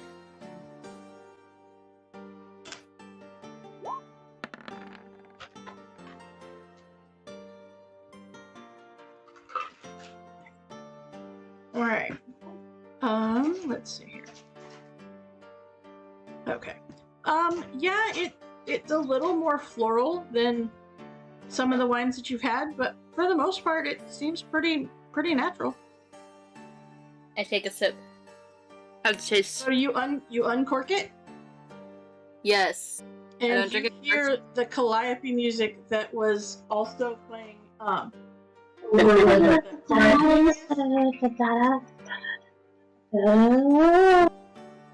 Yep. So it starts playing, and it does not stop until you either finish the wine or work it back up. Yeah, it does that. The taste of the carnival will go with you. But it tastes good? It tastes pretty good. Give me a con save. Oh, no. Why did you guys do this to me? Because you poisoned Alistair when you first met him, so why not return the favor? I didn't poison him. I gave him an experience. You get an experience here. As it is, it's actually pretty decent wine, and as it kind of hits your stomach, you're like, all right, this is good to have a little bit of, not to have a whole lot of it one time. I'm gonna take a few more sips and then I'm gonna recork it. Okay. Perfect. No problem. That would be like the first thing to bring into a quiet theater. Yes, it would. Yeah, this is not the wine bottle you take into the movies with you. No. Or, crunchy tacos. I have a friend who did that once. All right. So, where would you guys like to go? You've got some rides. You've got some more games. What would you like? I mean, Let's try the. Oh, go ahead. No, go ahead. I'm gonna say let's try something different. Let's try the Hall of Illusions. Okay. That sounds suspicious. That's a good one. I thought you would like that. Uh-huh. All right. So as you all head over to the Hall of Illusions, you see standing near the entrance of this tent is a glass cabinet. All right. And you see what looks to be a wooden mannequin of a grinning, raven-haired young woman in witch's attire, and a flowing green cape covering inside the glass container, or glass cabinet. At the top of the cabinet, a sign reads, Tasha the Wizard, known for her hideous laughter. And as you approach and kind of get a little bit closer to this Hall of Illusions, you see a halfling couple walking by, and all of a sudden they're holding hands, but then as they approach the glass cabinet and stuff too, but one of the halflings is currently wearing a butterfly face paint, and as he drops to one knee and pulls a small box from his pocket. His sweetheart bursts into laughter and begins rolling on the ground. Oh. The halfling in face paint begins sobbing and darts into the nearby tent without getting his ticket punched. I need everybody to please roll me a history check. Echo and Deacon with advantage.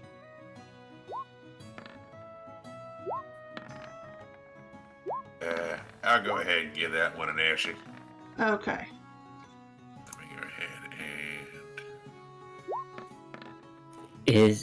and... Excuse me, is Pallister at that again? No. Alright, so Deacon and Echo, you two are well aware who this person is. But the rest of you, Oberon, she looks familiar, but you're not quite sure. That name sounds familiar. However, Masan, you know exactly who this is. Tasha was one of the names reputedly used by Igelwiv the Witch Queen, who was a legendary archmage.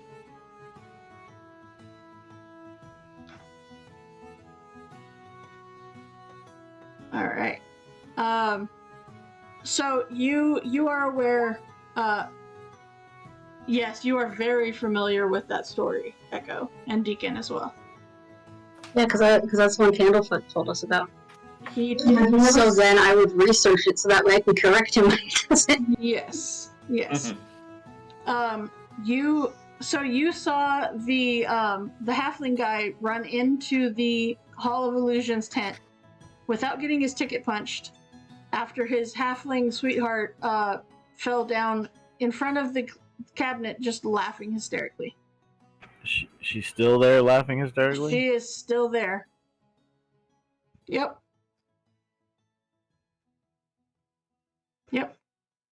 So you've got a halfling on the ground outside the tent that is just laughing. She is the embodiment of the rolling on the floor laughing my ass off. Whereas her clearly boyfriend, who was trying to propose, has run off into the Hall of Illusions.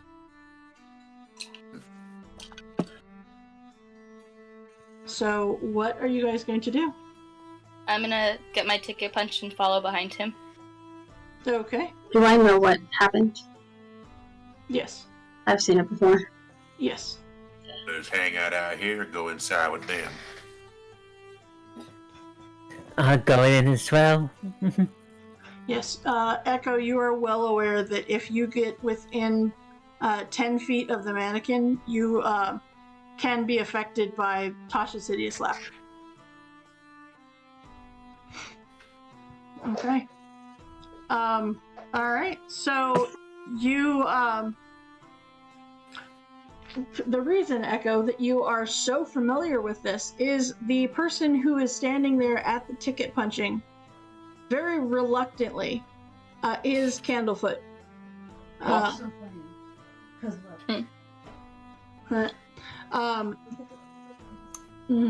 put in an illustration of the drawing I'm doing everywhere. The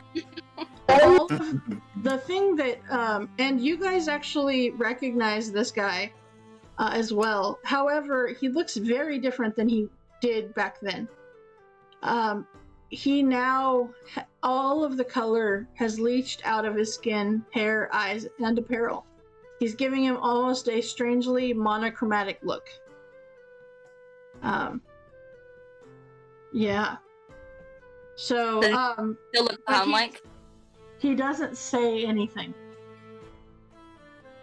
What's wrong with him? He is, in this instance, he is a mime.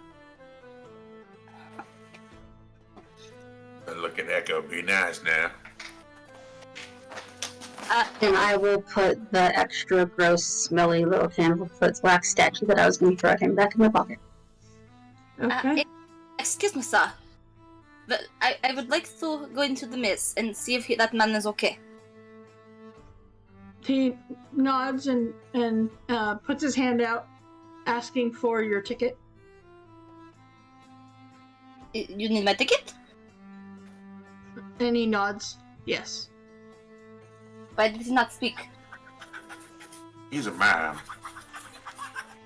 Yep. Well, Trust me, it's better this way. what is a mime? Man is And he like does- a. He does the traditional mime of the box. And at one point he kind of does the going down the stairs thing and the rope tug of war, trying to give you an idea of what he does. Is he hustling Basically, basically, he's a performer that don't use no sound or words to illustrate his point. He'll Well, that- act it out. Well, that seems silly. And it's also quite a bit of fun. If you're into the kind of thing. He won't talk none. I don't know. It seems like a lot of thinking.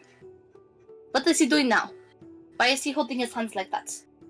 He's think he wants waiting your for your ticket. Well, I was talking about the box thing. Oh, he finishes it up and he puts his hand out and he taps the palm of his hand. I slap his hand. He looks at you Hey, Spook. quite confused. You're supposed to give him your ticket. Ew. You don't give low fives in this carnival. He kind of shrugs. I hand him my ticket. Okay, he pulls a punch over and he punches your ticket and then gestures for you to be able to go in. And you see that the Hall of Illusions itself, it's a large tent painted with a mural of shifting figures and images that show grinning fairies diving into pools of color. Now, this specific one, the vertical stripes on the tent's pointed canopies rotate in spirals, and the whole display seems to be designed to befuddle onlookers. I'm going to uncork the wine and drink a little bit more. I'll follow Okay. her. All right. I'm Do going to take do you a get? jug. Yes. All right. Okay, so you can you can go into the Hall of Illusions. All right, and you see that tall mirrors line the interior walls of the tent. The mirrors near the entrance reflect onlookers in their youth. So you see the younger version of yourself. And as you move away from the entrance, the images seem to steadily grow older until you get pretty far deep into this hallway, and it actually reflects your twilight years. Yeah. Can you do like an insight check on the accuracy of that or something? I don't know. If investigation? I'm not sure what I would do. You can. I would allow investigation. I mean, does it look like I grew old, or does it look like I died in a fire? No, it looks like you're growing old. It's like the mirrors kind of give this whole concept of, as you walk down the line of mirrors, you literally see yourself in the different stages of your life. So the first one is as a child, then it comes to be like a teenager, and then a young adult, and Gotcha. currently where you are now, and then a retired adventurer, and then like living into your twilight years. So in all of these mirrors, you are very much alive. You know, Okay. Miss Han, you look like you've shed a few layers of skin in this one. Yeah, that's good. It's kind of a boring ending, but at least I'll make it that far.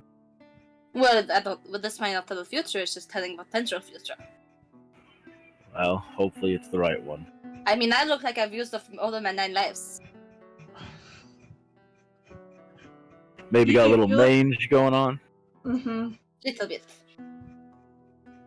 Yep. I want to go back to our childhood. It was so much simpler then. So I need, since you guys are the ones that went in, I need a perception check to see if you can find the halfling that went inside. Okay. Nope. I'm No. gonna ask you on that one. Okay. Okay, Oberon, you went in too? Okay. Yes, I did went in. That's the opposite of an ashy advantage. I may have distracted her with the mange comment, and now she's searching for it. Yeah. Yes. Alright, Oberon, as you follow these two party members into the Hall of Illusions, you guys all spend time looking for the halfling that came in here. And Oberon, as you kind of round a corner, you see the halfling is gazing worriedly into a mirror. And a little girl in a pig mask can be seen in the pane, whispering to the halfling's youthful reflection. Ooh. And as you kind of round the corner and become visible, you see, as soon as the little girl in the pig mask sees you, she turns and disappears. Feisty's gone? Mm-hmm. Yep. Excuse me, who was that?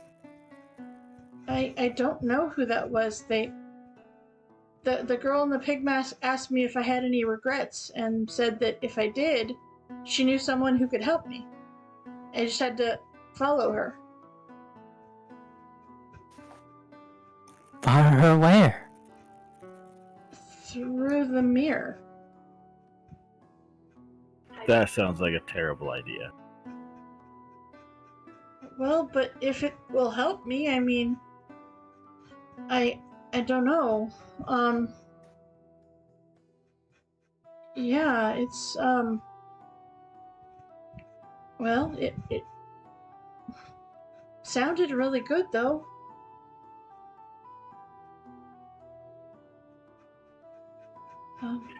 I'm far too cynical to add to this conversation, so I will allow the others to step in at this point.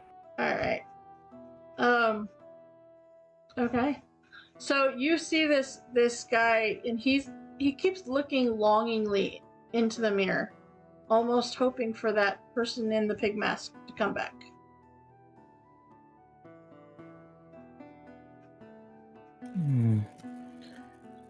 What do you guys do? I mean, I'm busy trying to figure out the mirror. Uh-huh. I'm literally Clearly. I'm looking for gizmos and shit. Gizmos and gadgets. Excellent. All right. Oberon and Masan, what are you guys doing? I'm trying to figure out, is the mirror actually magical, or is it fake? What, like, is it an illusion? Okay. Do you go up to touch the mirror, or how are you going to determine this? I'm going to do I throw one parchment down. See what Okay. happens. Okay. Nothing seems to happen. You the parchment actually hits the mirror, and the mirror is solid. Solid. So you cannot go through it. So what does he mean? No. What did she say exactly? She asked me if I had any regrets, and if I did, that she had someone that could help me. By following her into the mirror. Well, I assume that the person she wants me to talk to is on that side of the mirror with her. Did she say how to get through the mirror? She told me to just step through. Step through? Uh-huh. That's what she said.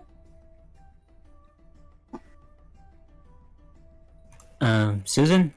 Yes.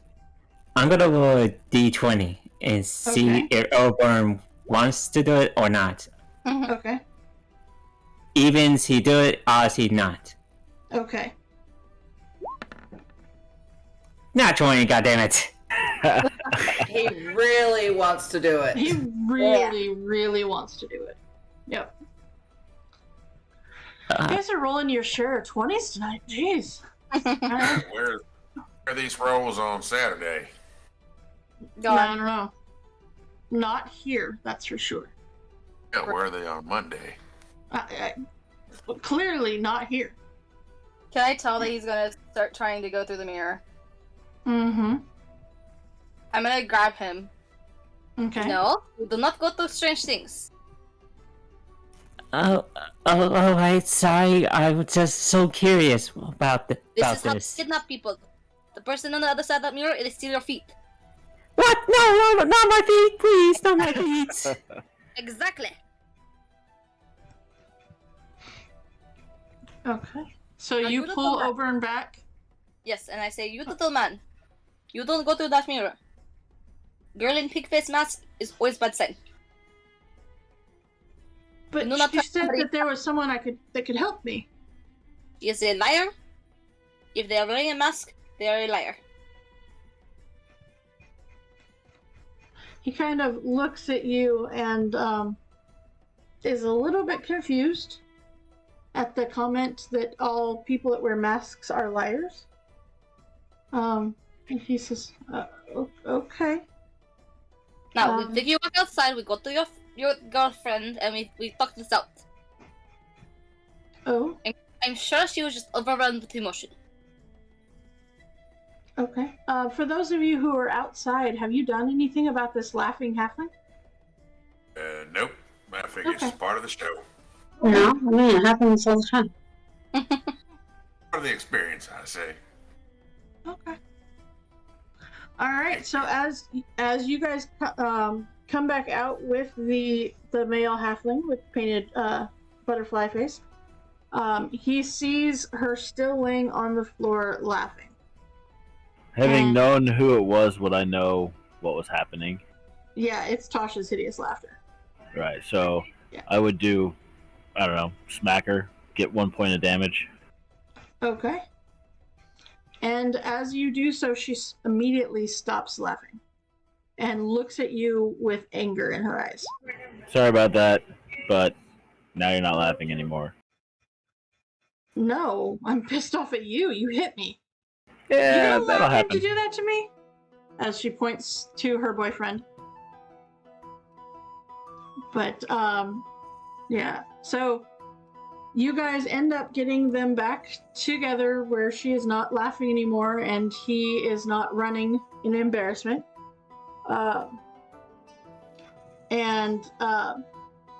Alright, so you end up solving that problem for them. Okay. Alright. And again, you see him get down on one knee and ask her to marry him. And she says yes. Very good, very good. Alright. Yeah, so, just for reference, there is a couple of things that I keep track of for this game, and that is the top of the map and the bottom of the map. The top is the hours going by. The bottom is the mood of the carnival. And currently, because you allowed that and helped to facilitate that, the carnival mood just went up 1 notch. So, congratulations. Alright. So, as all of that gets taken care of at the Hall of Illusions, you know something is up with the mirrors in there. Oberon, you specifically know. You're not quite sure exactly how it works, but yeah. So, where would you all like to go now, as the Hall of Illusions has come to an end? Early our guests after being here for, how long's it been now? It is just starting to be the 3rd hour. Really our guest here might be a bit parched or want some, food or such. I like food. But some of there's some place to get food in this here carnival. There is the feasting grounds, right over Let's go to the feasting orchard where your taste buds were as delighted as you are. Yeah. Oh, that sounds lovely. I could go some food, actually. And I put the scratch of parchment that said the whole joy thing back in my pocket.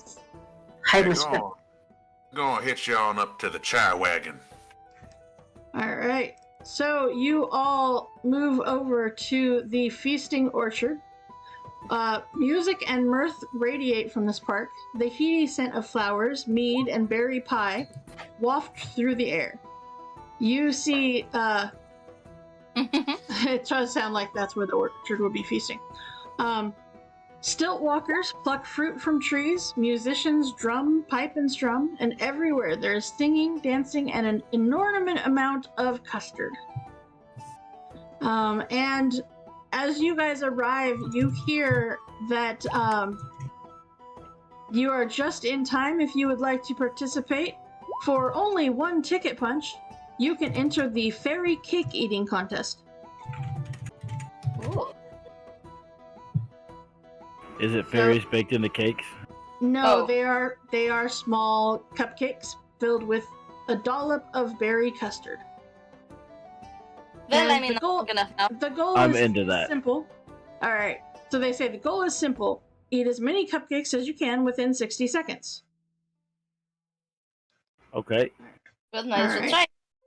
Yeah. Okay. So, for those of you who would like to take part in this feasting competition, all right. So, what is everybody's con modifiers? 1. 2. 2. I Okay. really wish they'd think harder about how all this fairy branded stuff makes those of us who work here look. All right. So, you can safely eat the amount of cupcakes as 3 plus your con modifier. So, most of you, that is actually 5 cupcakes. Barry, I believe that's 4 cupcakes for you.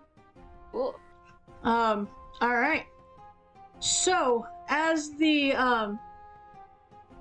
this party gets started and they get ready, you see, in with your group, there are a couple of others that seem to be, well, they think they're up to this challenge, but yeah, they're hungry. They should do well. All right. So what I need from you is, all right. Let's see here. Okay. If you guys are going to participate, it is a ticket punch, so go ahead and subtract that ticket punch. And you see that the contest table is piled high with small glazed cupcakes, each filled with a dollop of cream. And you all sit down, and the announcer says, "All right, begin." As the time starts, you go for it. You are able to take those cupcakes, and thank God they actually taste pretty good, because being in a contest where something doesn't taste good is going to be a little more difficult. But these cupcakes are pretty awesome. And as you hit your 4th cupcake, I need everybody who is going to keep going after the 4th cupcake to please give me a con saving throw, please. Now, if I They can, have just like food for those of us who work here. Yeah, no, they have regular food, but there's just also this competition. now wait. So you said I could eat 4 cupcakes, so I can't go past 4 cupcakes. No, you can. You just have to do con checks. You can safely do 4. Yeah, you would Okay. safely do 4. I can Alright. say 5. I don't know what you're talking about. Okay, so everybody passes that first con check, and you grab a hold of that 5th cupcake, and as you swallow the remainder of that cupcake, I need another con save, please. For cupcake number 5. Bleh. Oh, I'm Oh. done. I tried. All right, so Milan, or let's see. Yeah, so the two of you are out because it is a. You're looking for DC 10, by the way. I will give that to you. Even if you could safely eat 5. Yes. Okay. Yep. You know what? Actually, it's true. You shouldn't have had to. So yeah. Roll with advantage. So roll another con save on that natural. All right. Much better. Hey. Okay. So Barry. Unfortunately, you did not make your con save on that 10th or on that 5th cupcake. Unfortunately, you did not. So, as you take a bite of this 5th one, you take 8 points of custard damage. I believe that knocks you out, does it not? Wait, what is custard Wait, hold on, I'm so confused. What you're gonna do is you are actually taking damage as your character because you have unfortunately not been able to hold down those cupcakes. It's okay, I still have 1 hit point left. Alright. So I'm you I'm barely alive. Yeah, you are not unconscious, but you are definitely not continuing in this Not feeling too hot over here. No, you are not. Alright, so then those that are continuing, you reach for your 6th cupcake. Go ahead and give me a con save, please. Oh. Oh no. Oh. Wow. Okay. More of a, I'm just watching this happen. Are they doing alright over there? more of a meat. Right. You see first Hennar take 2 points of damage, and then Deacon takes 3 points of custard damage as they now are covered in custard. I'm more of a meat and taters kind of feather anyway. Alright. Okay. Let's see here. So that leaves oh, look at you all on up here. Give me one more con save as you choose to keep going in your 7th cupcake. Okay. So yeah, you are good to go. You're holding your own. You look over and you see these 2 other eating contest contestants, and they're starting to slow down. It's taken a little more effort to chew those cupcakes. All right. So Mastan, give me one more, please. As you grab number 8. I open extra wide just for Barry.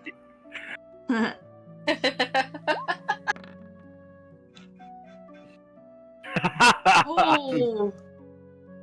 All right. 2 at a time. Yeah, as you unhinge your jaw a little bit more to make it a little more dramatic, you actually skip just doing the one. You grab 2 of them and shove them in your mouth. You're doing awesome. One of the other contestants ends up falling out, and it is just you and one other person.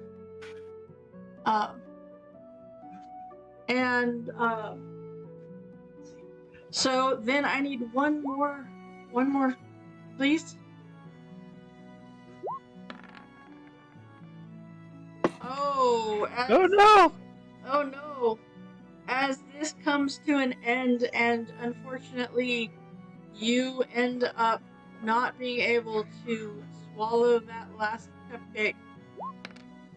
You get 5 points of damage, of custard damage, all over you.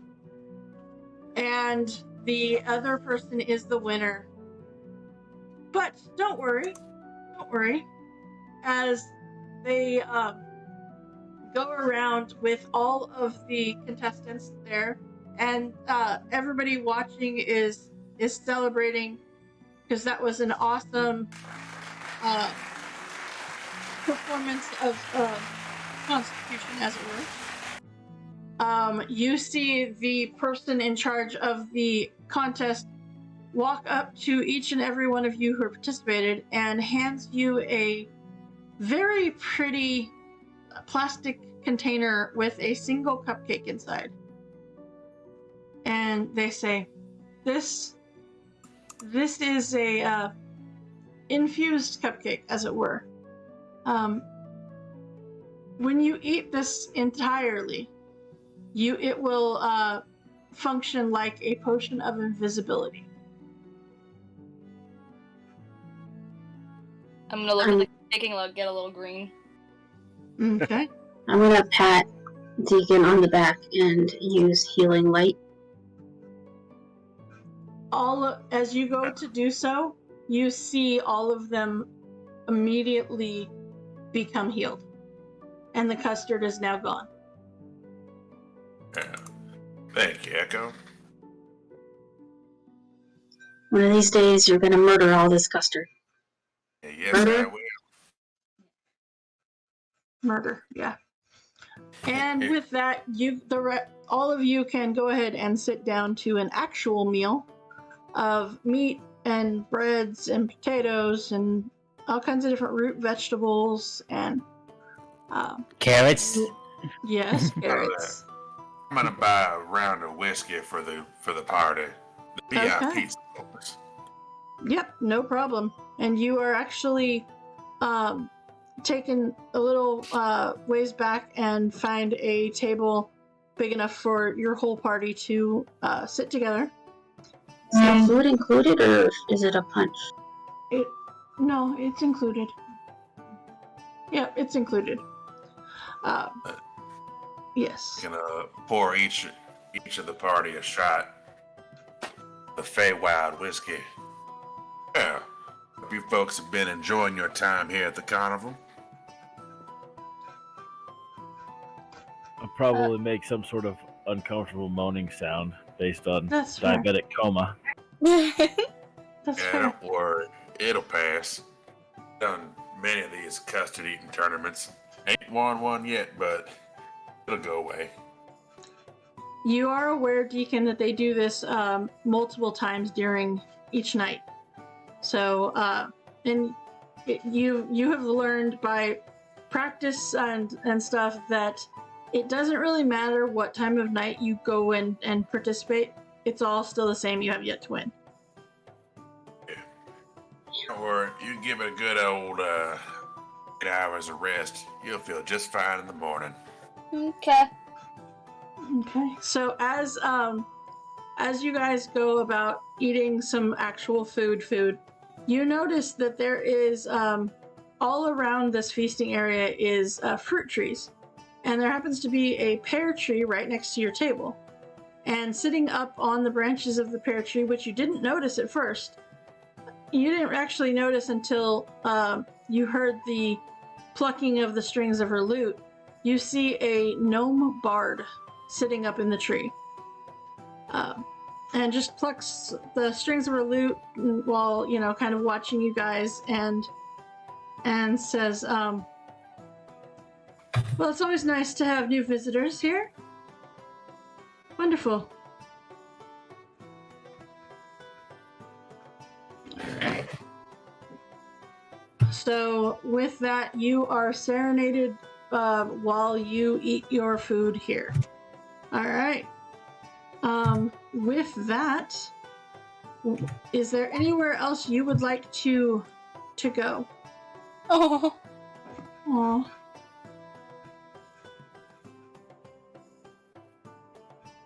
Alright. Henar, is there a place you would like to go? Still Enjoy plenty the more. music. Okay. The music sounds so pretty. She's really good. Lots of practice carousel- under her. That carousel looks so cool. Would y'all like to go to the carousel, guys? I will go, but I will not ride it. I've puked enough today. I'll go and ride it and puke just to get the cupcakes out of my system. Okay. There you go. All right. So as you approach the carnival or carousel, you notice that a procession of wooden unicorns stands motionless on a circular wooden platform. Fairgoers seem to be clambering onto the unicorns' backs, and a female centaur sets the ride in motion. But this is different than any carousel that you have seen in the material world. As the ride gets moving, the unicorns actually shake their manes and creep to life, cantering around the carousel to the delight of their riders. I know her name. Her name is Diana Cloppington. Hey, That's Diana. racist. It is racist. Hey, Diana. Hey, did you try the cupcake eating contest again? Yeah. Ate it 6 cupcakes in. Well, that's pretty close to your record, isn't it? Yeah. New best, but ain't won yet. You know, always next time. Yeah, no, I get that. These here to you be guys- out. Oh, you got your new group of VIPs then, huh? Yep. Got free entry and whatnot, so Echo and I are showing them around the grounds of the carnival and such. That's nice of you. Hey, Echo. Hey, how's it hoofing? You know, same old, same old. Just can't sit down, you know? Yeah. All standing on the job. Now, why don't you, if you can, give them a bit of a pause when you get to the top of the carousel here. Give 'em a nice view of all the pretty grounds and such. Okay. Sure. No problem. All right. So, okay. As you see the ride come to a stop, the others get off. You guys can get onto the carousel. Let's see here. Hennar, what does the unicorn that you go ride on look like? Oh, it's purple with sparkly eyes. You won't believe it. They sparkle and they shine, and it's so pretty. Okay. Oberon, are you gonna ride on the carousel? I'm going to watch. I'm just. Okay. Is anybody go else on. gonna ride? Yeah, all right. Go on Okay. up there, get on there. The what are they called again? Harrigan? Do you mean Harrigan? Yeah, that. Go on, get you on up there. You're fine. Get you a nice, pretty view of the whole carnival. And when it gets dark out, you're at the top of the carousel. It'll light up all the sky. Oh, that does sound nice. I'll give it a try, I guess. There you go. Okay. All right. So you all get on the carousel, and all right. As you notice, this carousel has 8 unicorns riding in pairs. Each unicorn wears a name tag on its bridle. Some of the names, as you walk around to go choose your unicorn, some of them, the tags are very illegible. But you also notice that the ones who do have tags, let's see here, one unicorn in each pair has some letters missing from its tag. All right. Let's see here. Let's see here. Hennar, you actually end up choosing one of the horses from the first pair. And you see your 2 unicorns are actually have their names correct. And you see that the Fortune is one of the names from of the unicorn. As you go to read the other unicorn, you see that there's only a B on the name tag. B as in boy. So you said they both have their full names. they have name tags. Just one is missing three letters. It looks like. But yours is named Fortune, the one that you chose to write on. Now, the one that Oberon is on, the one that you immediately go up to and look at has the name tag Pride, and the other one just has an F. Okay. So then the third pair, you see Stone, and then the next part is M space S. So so you've got, you know what? Actually, I'm gonna do it this way. This is the first one. Then the second one is, all right. So this is, all right. So the first one was Fortune and something with a B, and then Pride and something with an F. The third one is Stone and it's, let's see, Stone, and then the other one says M dash S, and the fourth one, the name is let's see here, Stitch and blank N, oops, blank N blank. All right. All right. So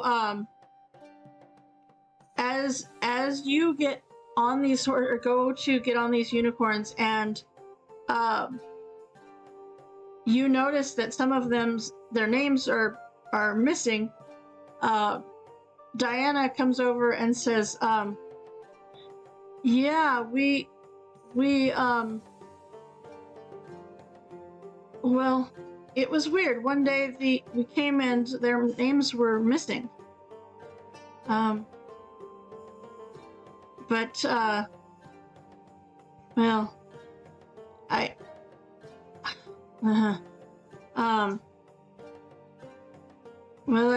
really like them to be taken care of. However, I don't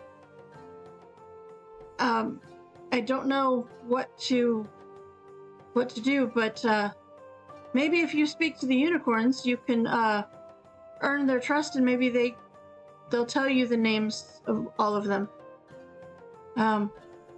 And she pulls out a clay pot of gold paint and some paintbrushes. And she says, if you can figure out what these names are, that would be a great help. And I am going to give you a clue about these names. The names of each pair of unicorns are the key words from a well-known English proverb.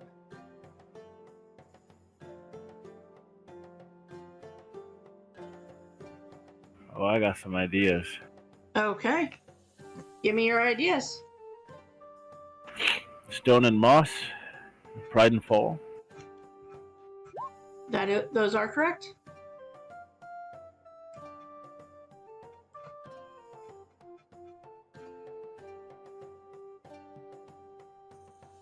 Okay. That's fair, Deacon. Okay, so you got the second and the third one. You just need the first one and the last one. No, Fortune and Blank. So you need to fill in what the other horse or unicorn's name was. You said Stone and Moss and Pride and Folly. That's Pride and Fall is the second one. Yeah. Fortune is the very first pair. I just forgot to put Fortune in the thing. Oh. Yeah. So does anybody know the proverbs that Fortune and blank be blank, or Stitch and blank blank and blank?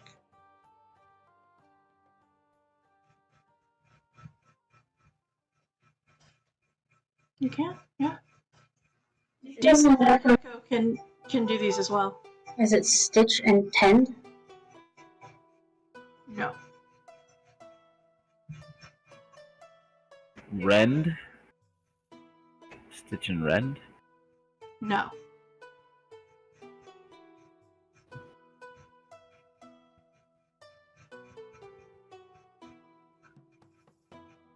Okay.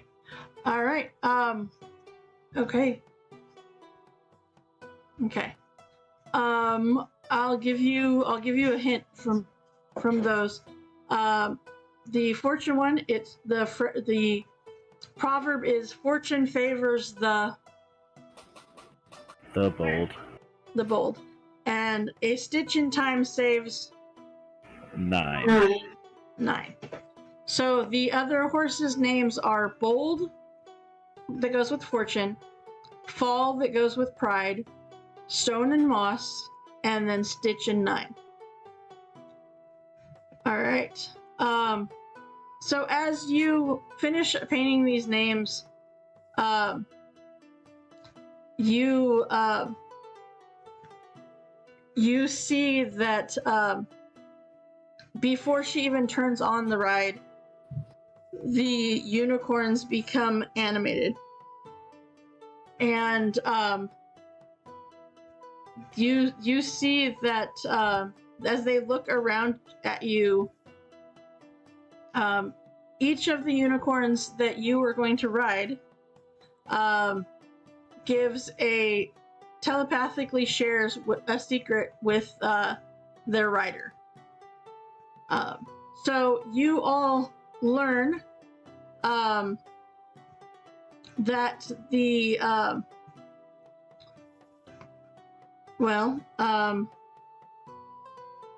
you learn that there is a group of hags called the Hourglass Coven that have made a deal with the owners of this carnival to steal things from those who are trying to get into the carnival without paying for their ticket. And you also learn that the Hourglass Coven is from the world of Prismere, which is within the Feywild. And the Hourglass Coven is a group of 3 hags. You learn one of them is Bavlorna Blightstraw, sorry. Another is Shabaka Nightshade, and the third is Eladin Moongrave. I'm going to copy the names in here for you. So, all right. There you go. So, Blightstraw, Nightshade, and Moongrave. All right. Okay. So, with that, you learn a little bit about the lost items within the carnival. And you learn that, I'll actually give you this one too. you learn that each of the hags has a very different house setup. Okay. Lightstraw has a rambling cottage on stilts in a fey swamp. Nightshade's lair is a dark, hollowed-out tree in a sylvan forest. And Moongrave's lair is a mountaintop theater. Now, as this happens,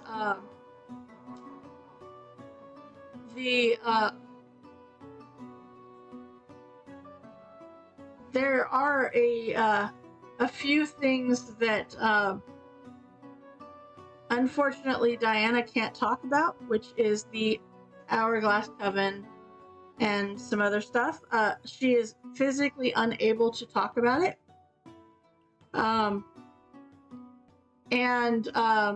But you notice that as she is watching you all talk to the unicorns, she has a giant smile on her face.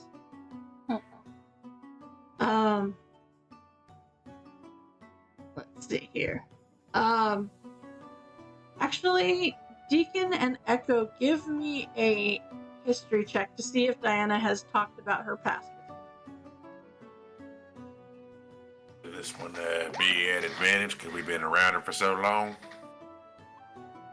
Sure.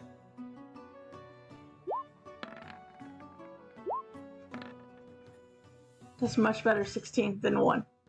Okay. I'll put mine just to be sure. Okay. Alright, so 18. 18. So, from piecing together stories that Diana has told you, she was a warrior, and she had a warhorse that she loved, but it went missing in the middle of a battle. And she made a deal with Granny Nightshade, however, to get her reunited with her warhorse. However, the hag magically fused the bodies of Diana and her horse, giving her the appearance of a centaur. She's actually human. And